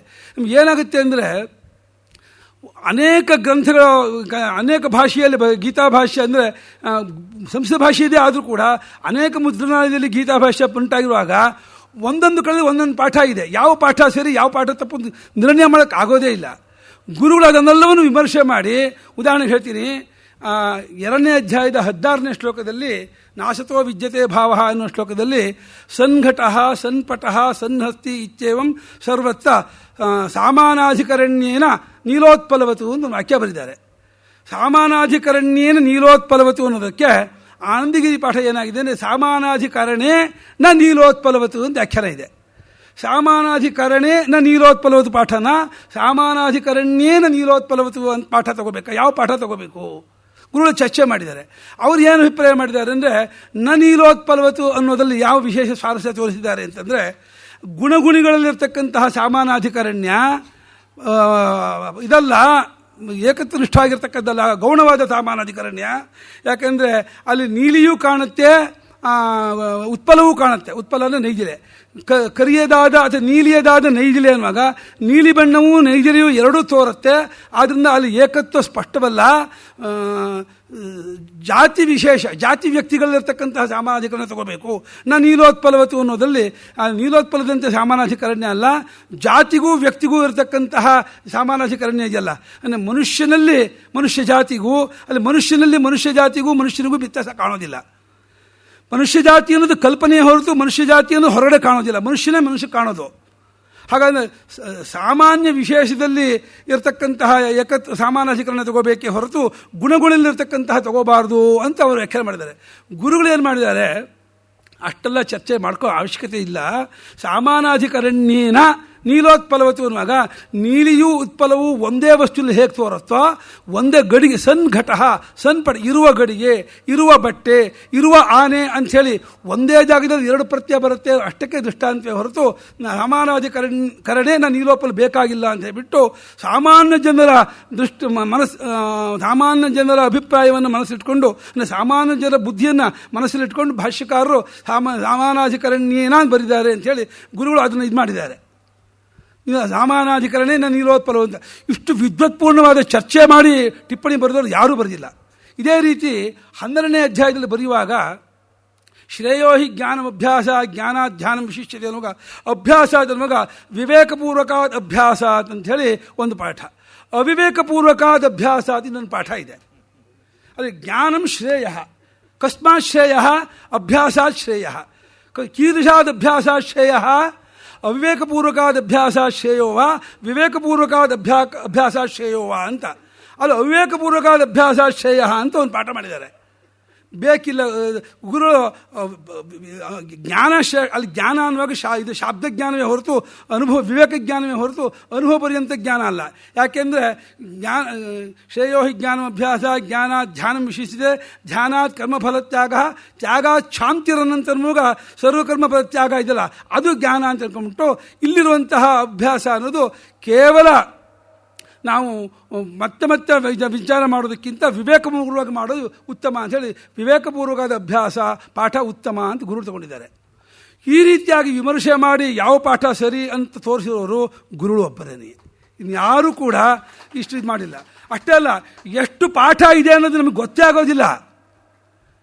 ಭಗವದ್ಗೀತೆ ಈ ಯಾವ ಪಾಠ ನಿಮಗೆ ಗುರುಗಳ ಗ್ರಂಥ ತಗೊಂಡ್ಬಿಟ್ರೆ ಎಷ್ಟು ಭಗವದ್ಗೀತೆಯಲ್ಲಿ ಎಷ್ಟು ತರಹ ಪಾಠ ಇದೆ ಅನ್ನೋ ಇದು ಒಂದಲ್ಲ ನಿಮಗೆ ಸಿಕ್ಕಿಬಿಡುತ್ತೆ. ನಾವು ಇದರಲ್ಲಿ ಸಂಕೇತಾಕ್ಷರದಲ್ಲಿ ಕೊಟ್ಟಿದ್ದೀವಿ ಎಷ್ಟು ಪಾಠ ಇತ್ತು ಇದೆ, ಆ ಪಾಠಕ್ಕೆ ಗುರುಗಳು ಏನೇನು ಇದು ಕೊಟ್ಟಿದ್ದಾರೆ ಅಂತ. ಅಷ್ಟಕ್ಕೂ ಮೈ ಪಾಠ, ಗು ಪಾಠ, ವಾಣಿ ವಿಲಾಸ ಪಾಠ, ಗುಜರಾತ್ ಪಾಠ, ಈ ರೀತಿಯಾಗಿ ನಿರ್ಣಯ ಸಾಗರ ಪಾಠ ಅಂಥೇಳಿ ಈ ಪಾಠದ ಪ್ರಕಾರ ಆಗುತ್ತೆ. ಕೆಲವು ಜಾಗದಲ್ಲಿ ಏನಾಗುತ್ತೆ ಅಂದರೆ ಅರ್ಥಭೇದ ಇಲ್ಲದೆ ಇದ್ದಾಗ ಇದು ಆಗಬಹುದು ಒಪ್ಕೊಂಡಿದ್ದಾರೆ. ಆ ಜಾಗದಲ್ಲೂ ಗುರುಗಳು ಸಾಮಾನ್ಯ ನಿರ್ಣಯ ಸಾಗರ ಪಾಠವನ್ನೇ ಅನುಸರಣೆ ಮಾಡಿದ್ದಾರೆ. ನಾವು ಒಟ್ಟು ಮೇಲೆ ಈ ಗ್ರಂಥ ಸಾರ್ವತ್ರಿಕವಾದ ಎಲ್ಲರಿಗೂ ಉಪಕಾರ ಮಾಡುವಂತಹ ಗ್ರಂಥ. ಕನ್ನಡಿಗರು ಕೂಡ ಅವಶ್ಯವಾಗಿ ಸಂಸ್ಕೃತ ಜ್ಞಾನಕ್ಕೋಸ್ಕರ ಇದನ್ನು ಓದಬೇಕು. ಯಾಕೆಂದರೆ ಟಿಪ್ಪಣಿ ಈ ಪೀಠಿಕೆಯಲ್ಲಿರ್ತಕ್ಕಂತಹ ವಿಚಾರ ಗುರುಗಳು ಕನ್ನಡದಲ್ಲೇ ಬರೆದಿದ್ದು ವಿಚಾರ ಪ್ರಧಾನವಾಗಿ ವಿಷಯ ಪ್ರಧಾನ ಓದುವಾಗ ಕನ್ನಡದಲ್ಲಿ ಓದಿ ವಿಷಯ ತಿಳ್ಕೊಳ್ಳೋಕೆ ಸಾಕು ನಾವು. ಆದರೆ ಭಾಷ್ಯದ ವಿಶೇಷಾರ್ಥ ತಿಳ್ಕೊಳ್ಳುವಾಗ ಸಂಸ್ಕೃತವನ್ನು ಪಾಂಡಿತ್ಯ ವಿಶೇಷ ಬೇಕಾಗತ್ತೆ. ಯಾಕಂದರೆ ಸಂಸ್ಕೃತ ನಾವು ಕನ್ನಡದಿಂದ ಭಾಷ್ಯಾರ್ಥ ತಿಳ್ಕೊಳ್ಳೋಕ್ಕಿಂತಲೂ ನೇರವಾಗಿ ಭಾಷ್ಯದಿಂದಲೇ ಭಾಷ್ಯಾರ್ಥ ತಿಳ್ಕೊಳ್ಳೋದು ಯಾವತ್ತಿಗೂ ವಿಶೇಷ. ಹಾಗಾಗಿ ಸಂಸ್ಕೃತವನ್ನು ತಿಳ್ಕೊಂಡು ನಾವು ಭಾಷ್ಯ ಓದಿದರೆ ಹೆಚ್ಚು ನಮಗೆ ಪ್ರಯೋಜನವಾಗುತ್ತೆ, ಭಾಷ್ಯಾರ್ಥ ಹೆಚ್ಚು ಮಂದಟ್ಟಾಗುತ್ತೆ. ಆ ದೃಷ್ಟಿಯಿಂದ ಸಂಸ್ಕೃತ ಕಲಿಯೋದಕ್ಕೋಸ್ಕರವಾಗಿಯೋ ಈ ಸಂಸ್ಕೃತ ಗ್ರಂಥವನ್ನು ಕೊಂಡುಕೊಂಡು ಓದಿದರೆ ಖಂಡಿತವಾಗಿ ಅರ್ಥ ಆಗುತ್ತೆ. ಇಲ್ಲಿರೋ ಸಂಸ್ಕೃತ ಬಹಳ PhD ಗ್ರಂಥದ ಸಂಸ್ಕೃತ ಗ್ರಂಥ ಏನಲ್ಲ. ಇದು ಬಹಳ ಸರಳವಾದ ಸಂಸ್ಕೃತ SSLC ಮಟ್ಟದ ಸಂಸ್ಕೃತ ಜ್ಞಾನ ಇದ್ದವರು ಕೂಡ ಈ ಭಾಷ್ಯವನ್ನು, ಈ ಪೀಠಿಕೆಯನ್ನು, ಈ ಟಿಪ್ಪಣಿಯನ್ನು ಕೂಡ ಅನುಸರಣೆ ಮಾಡಬಹುದು, ಸುಲಭವಾಗಿ ಅರ್ಥ ಮಾಡ್ಕೊಳ್ಬಹುದು. ಅಷ್ಟು ಇದಾಗಿದೆ. ಇಲ್ಲಿ ನಮಗೆ ಅವಕಾಶ ಇರೋದು ಬಹಳ ಅತ್ಯಲ್ಪ. ಈ ಅತ್ಯಲ್ಪ ಅವಕಾಶದಲ್ಲಿ ಭಗವದ್ಗೀತೆ ಪರಿಚಯ ಮಾಡಿಸ್ಕೊಡು ಅಂತ ಹೇಳ್ತಾ ಇದ್ದಾರೆ. ಆದರೆ ನಮ್ಗೆ ಕೊಟ್ಟರು 15-20 ನಿಮಿಷದಲ್ಲಿ ಪರಿಚಯ ಮಾಡಿಸ್ಕೊಡು ಅಂತಂದರೆ ಒಂದೊಂದು ಶ್ಲೋಕಕ್ಕೆ 1 ಗಂಟೆ ಪ್ರವಚನ ಮಾಡಬಹುದು. ಹಾಗೆ ಇಡೀ ಭಗವದ್ಗೀತೆ ಪರಿಚಯ ಮಾಡಿಸ್ಕೊಡು ಅಂತಂದರೆ ಈ ಭೋಜರಾಜ ಒಂದು ತಮಾಷೆ ಮಾಡಿದ್ದಾನೆ ಈ ಕಾಳಿದಾಸನ ಹತ್ರ. ನಾನು ನೋಡಪ್ಪ, ನೀವು ಒಂದು ಪಾದ ಕೊಡ್ತೀನಿ, ಪಾದದಲ್ಲಿ ಇಷ್ಟನ್ನು ವರ್ಣನೆ ಮಾಡಬೇಕು ಅಂತ. ಭಾರತಂಚ ಇಕ್ಷುದಂಡಂಚ ಸಿಂಧು ಮಿಂದುಂಚ ವರ್ಣಯ ಪಾದಮೇಕಂ ಪ್ರದಾಸ್ಯಾಮಿ ಅಂತಂದಂತೆ. ಇಡೀ ಮಹಾಭಾರತವನ್ನು ವರ್ಣನೆ ಮಾಡಬೇಕು. ಎಷ್ಟು ಮಹಾಭಾರತ? 18 ಪರ್ವದಂಥ ಮಹಾಭಾರತವನ್ನು ಇಕ್ಷುದಂಡ ಅಂದರೆ ಕಬ್ಬಿನ ಕೋಲು, ಕಬ್ಬಿನ ಕೋಲನ್ನು 12 ಗಣ್ಣಿರುವಂಥ ಕಬ್ಬಿನ ಕೋಲನ್ನು ಕೂಡ ನೀನು ವರ್ಣನೆ ಮಾಡಿ, ಒಂದೊಂದು ಗಣ್ಣಲ್ಲಿ ಹೇಗಿದೆ ಅಂತ ವರ್ಣನೆ ಮಾಡಬೇಕು. ಸಿಂಧು ಸಮುದ್ರ, ಸಪ್ತ ಸಮುದ್ರವನ್ನು ಚತುಸ್ಸಾಗರ ಪರ್ಯಂತ ಅಂತ ಹೇಳಿ ಸಪ್ತ ಸಮುದ್ರ ಅಂತ ಹೇಳಿ ಎಲ್ಲ ಸಮುದ್ರವನ್ನು ಕೂಡ ನೀವು ವರ್ಣನೆ ಮಾಡಬೇಕು. ಆಮೇಲೆ ಚಂದ್ರನನ್ನು ವರ್ಣನೆ ಮಾಡಬೇಕು. ನೀವು ಕೊಡೋದು ಎಷ್ಟೋ? ಪಾದಮೇಕಂ ಪ್ರದಾಸ್ಯಾಮಿ. ಪಾದ ಅಂದರೆ 8 ಅಕ್ಷರ. 8 ಅಕ್ಷರದಲ್ಲಿ ನೀವು ಇಷ್ಟನ್ನು ವರ್ಣನೆ ಮಾಡಬೇಕಪ್ಪ ಅಂಥೇಳಿ ಭೋಜರಾಜ ಕಾಳಿದಾಸನಿಗೆ ಹೇಳಿದಂತೆ. ಅದಕ್ಕೆ ಅವನು ಉತ್ತರ ಕೊಟ್ಟಂತೆ ಪ್ರತಿಪರ್ವ ರಸೋದಯ ಉತ್ತರ ಕೊಟ್ಟಂತೆ. ಅಂದರೆ ಪ್ರತಿ ಮಹಾಭಾರತದಲ್ಲಿ ಆದಿಪರ್ವಕ್ಕಿಂತ ಸಭಾಪರ್ವ, ಸಭಾಪರ್ವಕ್ಕಿಂತ ಉದ್ಯೋಗ ಪರ್ವಕ್ಕಿಂತ ಇದು ಪರ್ವ, ವನಪರ್ವ. ಇದು ಒಂದಕ್ಕಿಂತ ಉತ್ತಮೋತ್ತವಾಗಿರ್ತಕ್ಕಂತಹದ್ದಾಗಿದೆ ಅಂತ ಮಹಾಭಾರತದಲ್ಲೂ. ಚಂದ್ರನಲ್ಲೂ ಕೂಡ ಪಾಡ್ಯಕ್ಕಿಂತ ಬಿದಿಗೆ, ಬಿದಿಗೆಗಿಂತ ತೆದಿಗೆಗಿಂತ ಚೌತಿ ಅಂತ ಹೇಳಿ ಈ ರೀತಿಯಾಗಿ ಒಂದೊಂದು ಪರ್ವ ದಿನದಲ್ಲೂ ಚಂದ ವೃದ್ಧಾಗ್ತಾ ಹೋಗ್ತಾನೆ.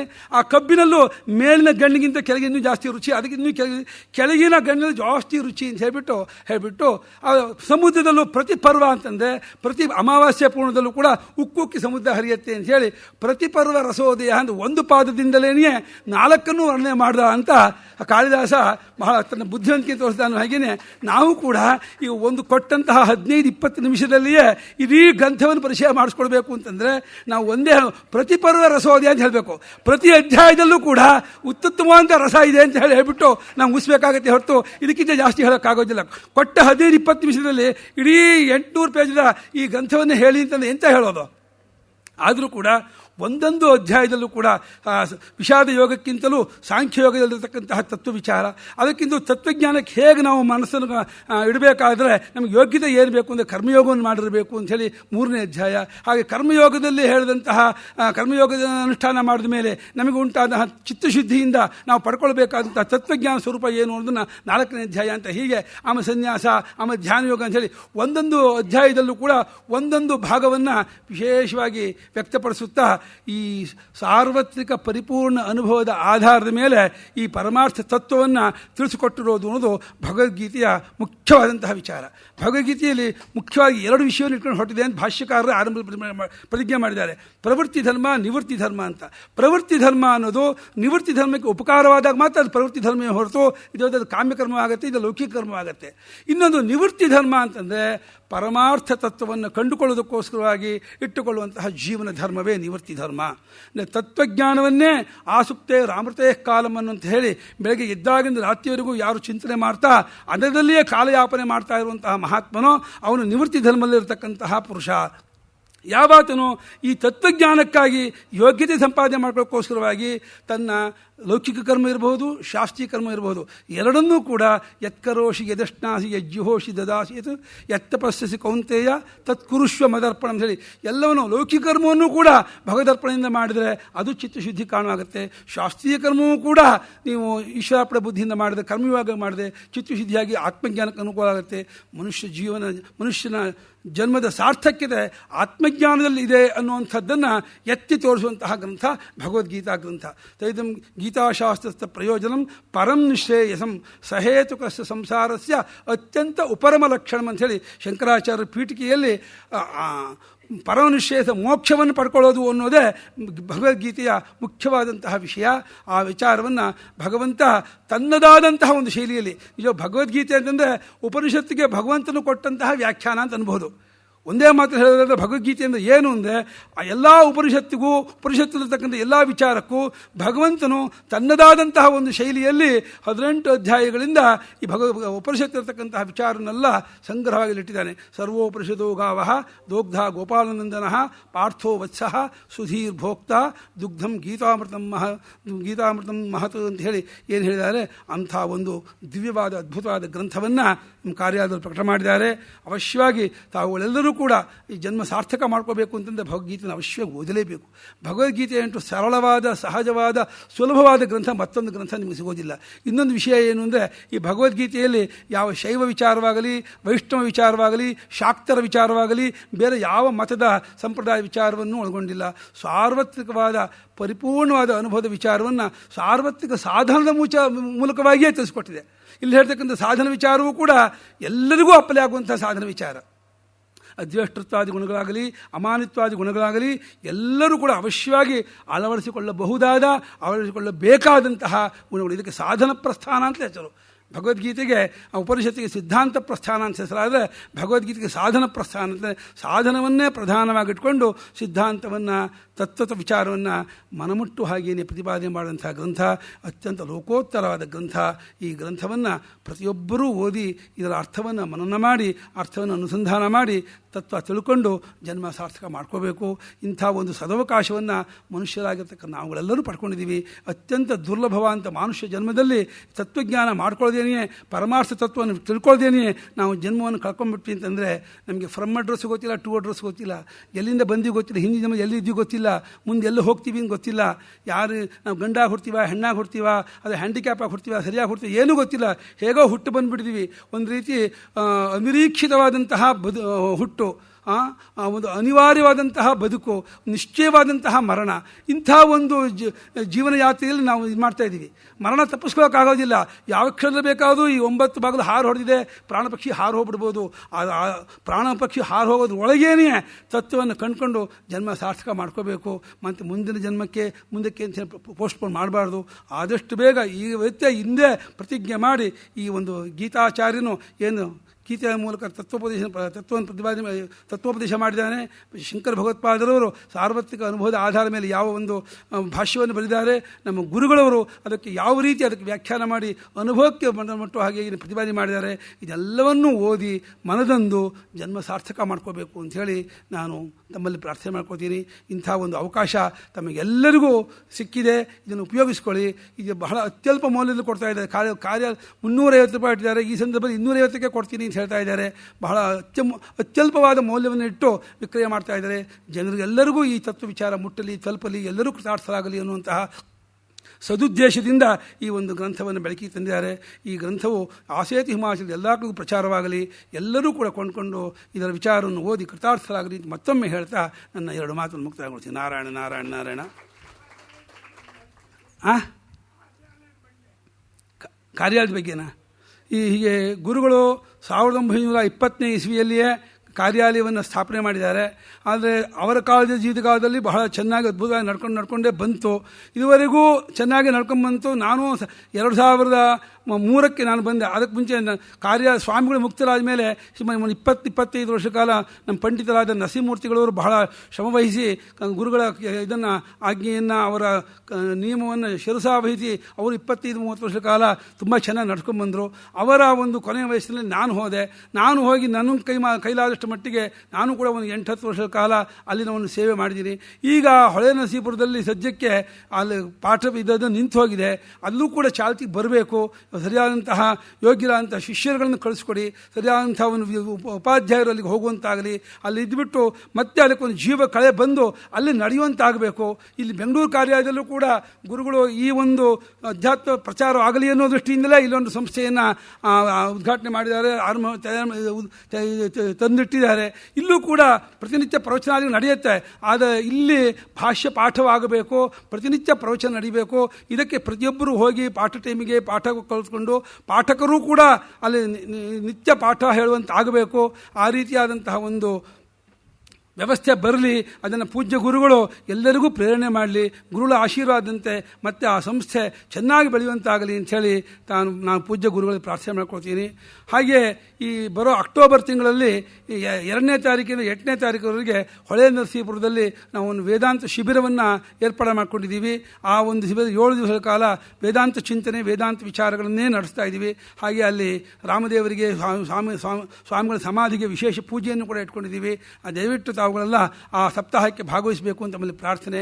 ಅದೇ ರೀತಿ ಮಾರ್ಚ್ 28ರಿಂದ 2016 ಏಪ್ರಿಲ್ 3ರವರೆಗೆ ಕುರುಕ್ಷೇತ್ರದಲ್ಲಿ ಒಂದು ವೇದಾಂತ ಸಪ್ತಾಹವನ್ನು ಮಾಡಬೇಕು ಅಂಥೇಳಿ ಯೋಚನೆ ಮಾಡಿದ್ದೀವಿ. ಅದಕ್ಕೆ ಒಂದು ಪಾಂಪ್ಲೆಟನ್ನು ಕೂಡ ತಂದಿದ್ದೀವಿ.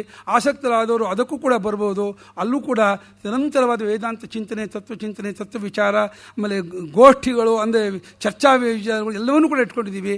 ಅದಕ್ಕೂ ತಾವುಗಳ ಬಂದು ಆ ಒಂದು ಪೂರ್ಣ ಪ್ರಯೋಜನ ಪಡ್ಕೊಂಡು ಕೃತಾರ್ಥರಾಗಬೇಕು ಅಂತ ಹೇಳ್ತಾ ನನ್ನ 2 ಮಾತನ್ನು ಮುಕ್ತಾಯಗೊಳಿಸ್ತೀನಿ. ನಾರಾಯಣ ನಾರಾಯಣ ನಾರಾಯಣ. ಶ್ರೀಮದ್ ಭಗವದ್ಗೀತೆ ಅನ್ನುವಂಥದ್ದು ಪ್ರವೃತ್ತಿ ನಿವೃತ್ತಿ ಅನ್ನುವಂತಹ 2 ಧರ್ಮಗಳ ಸ್ವರೂಪವನ್ನು ತೋರಿಸ್ತಾ ಪ್ರವೃತ್ತಿ ಧರ್ಮ ನಿವೃತ್ತಿಯ ಧರ್ಮಕ್ಕೆ ದ್ವಾರವಾಗುವಂತಹ ರೀತಿ ಹೇಗೆ ಅನ್ನುವಂಥದ್ದನ್ನು ತಿಳಿಸಿಕೊಟ್ಟಿದೆ. ಹಾಗೆಯೇ ಸರ್ವಕರ್ಮ ಸನ್ಯಾಸಪೂರ್ವಕವಾಗಿ ಆತ್ಮಜ್ಞಾನ ನಿಷ್ಠೆಯನ್ನು ಪಡೆದು ಸಂಸಾರ ಬಂಧನದಿಂದ ಬಿಡುಗಡೆಯಾಗುವುದಕ್ಕೆ ಪ್ರತಿಪಾದಿಸುವಂತಹ ಸಾಧನ ಸಿದ್ಧಾಂತಗಳ ಸಂಬಂಧವನ್ನು ವಿಶದೀಕರಿಸಿರುವಂತಹ ಗ್ರಂಥ ಇದು. ಅಮೃತ ಪುಷ್ಕರಣಿಯಂತಿದೆ ಮುಮುಕ್ಷುಗಳಿಗೆ. ಇದಕ್ಕೆ ಶಂಕರರ ಭಾಷ್ಯ ಅನ್ನುವಂಥದ್ದು ಒಂದು ಸ್ಫಟಿಕದ ಸೋಪಾನದಂತೆ ಇದೆ. ಆ ಸ್ಫಟಿಕದ ಸೋಪಾನಕ್ಕೆ ಸ್ವಾಮಿಗಳು ಮಾಡಿರುವಂತಹ ಒಂದು ಕೆಲಸ ಅತ್ಯಂತ ಅದಕ್ಕಿನ್ನೂ ಹೊಳಪನ್ನು ಕೊಟ್ಟಿದೆ. ಅಂಥ ಗ್ರಂಥ ಇವತ್ತು ಸಂಸ್ಕೃತದಲ್ಲಿ ಬಿಡುಗಡೆಯಾಗಿದೆ. ಅದನ್ನು ಎಲ್ಲರೂ ಕೂಡ ಆ ಗ್ರಂಥದ ಪ್ರಯೋಜನವನ್ನು ಪಡೆದುಕೊಳ್ಳಬೇಕು. ಇನ್ನು ನಾವು ಈಗ ಕಾರ್ಯಕ್ರಮದ ಕೊನೆಯ ಹಂತ ವಂದನಾರ್ಪಣೆಯ ಹಂತಕ್ಕೆ ಬಂದಿದ್ದೇವೆ. ಈ ಒಂದು ನಮ್ಮ ಗ್ರಂಥದ ಬಿಡುಗಡೆ ಕಾರ್ಯಕ್ರಮಕ್ಕೆ ತಮಗೆ ಎಷ್ಟೇ ಒತ್ತಡದ ಕಾರ್ಯಗಳಿದ್ದರೂ ಕೂಡ ಇಷ್ಟೊತ್ತು ಬಂದು ನಮಗೆ ಆ ಒಂದು ಗ್ರಂಥವನ್ನು ಬಿಡುಗಡೆಯನ್ನು ಮಾಡಿ ಪರಿಚಯವನ್ನು ಮಾಡಿಸಿಕೊಟ್ಟಂತಹ ಶ್ರೀ ಶಂಕರ ಭಗವತ್ಪಾದ ವೃತ್ತಾಂತ ಸಾರ ಸರ್ವಸ್ವ ಮತ್ತು ಆರ್ಟಿಕಲ್ಸ್ ಆ್ಯಂಡ್ ಥಾಟ್ಸ್ ಆನ್ ವೇದಾಂತ ಅನ್ನುವಂಥ ಗ್ರಂಥವನ್ನು ಬಿಡುಗಡೆಗೊಳಿಸಿ ಪರಿಚಯವನ್ನು ಮಾಡಿಸಿಕೊಟ್ಟಂತಹ ರಾಮನಾಥ ಶರ್ಮಾ ಅವರಿಗೆ ಕಾರ್ಯಾಲಯದ ಪರವಾಗಿ ವಂದನೆಯನ್ನು ಅರ್ಪಿಸ್ತೇವೆ. ಹಾಗೆಯೇ ಡಾಕ್ಟರ್ ಎಸ್ ರಂಗನಾಥರವರು ಅವರು ನಮಗೆ ಸಿಕ್ಕಿರುವಂಥದ್ದೇ ಒಂದು ಭಾಗ್ಯ ಅಂತ ಹೇಳ್ಬೋದು. ಯಾಕೆ ಅಂದರೆ ಅನೇಕ ಸಭೆಗಳಲ್ಲಿ ಭಾಗವಹಿಸ್ತಾ ಇರುವಂಥವ್ರು. ಬಹುಶಃ ಮೊನ್ನೆ ಎಲ್ಲೋ ಶೃಂಗೇರಿಯಲ್ಲಿ ಇದ್ದರು, ಇವತ್ತು ಇಲ್ಲಿ ಬಂದಿರುವಂಥದ್ದು ನಮ್ಮ ಒಂದು ಸೌಭಾಗ್ಯದಿಂದ ಆ ಒಂದು ಗ್ರಂಥವನ್ನು ಇಲ್ಲಿ ಬಂದು ಪರಿಚಯವನ್ನು ಮಾಡಿಸ್ಕೊಟ್ಟಿದ್ದಾರೆ.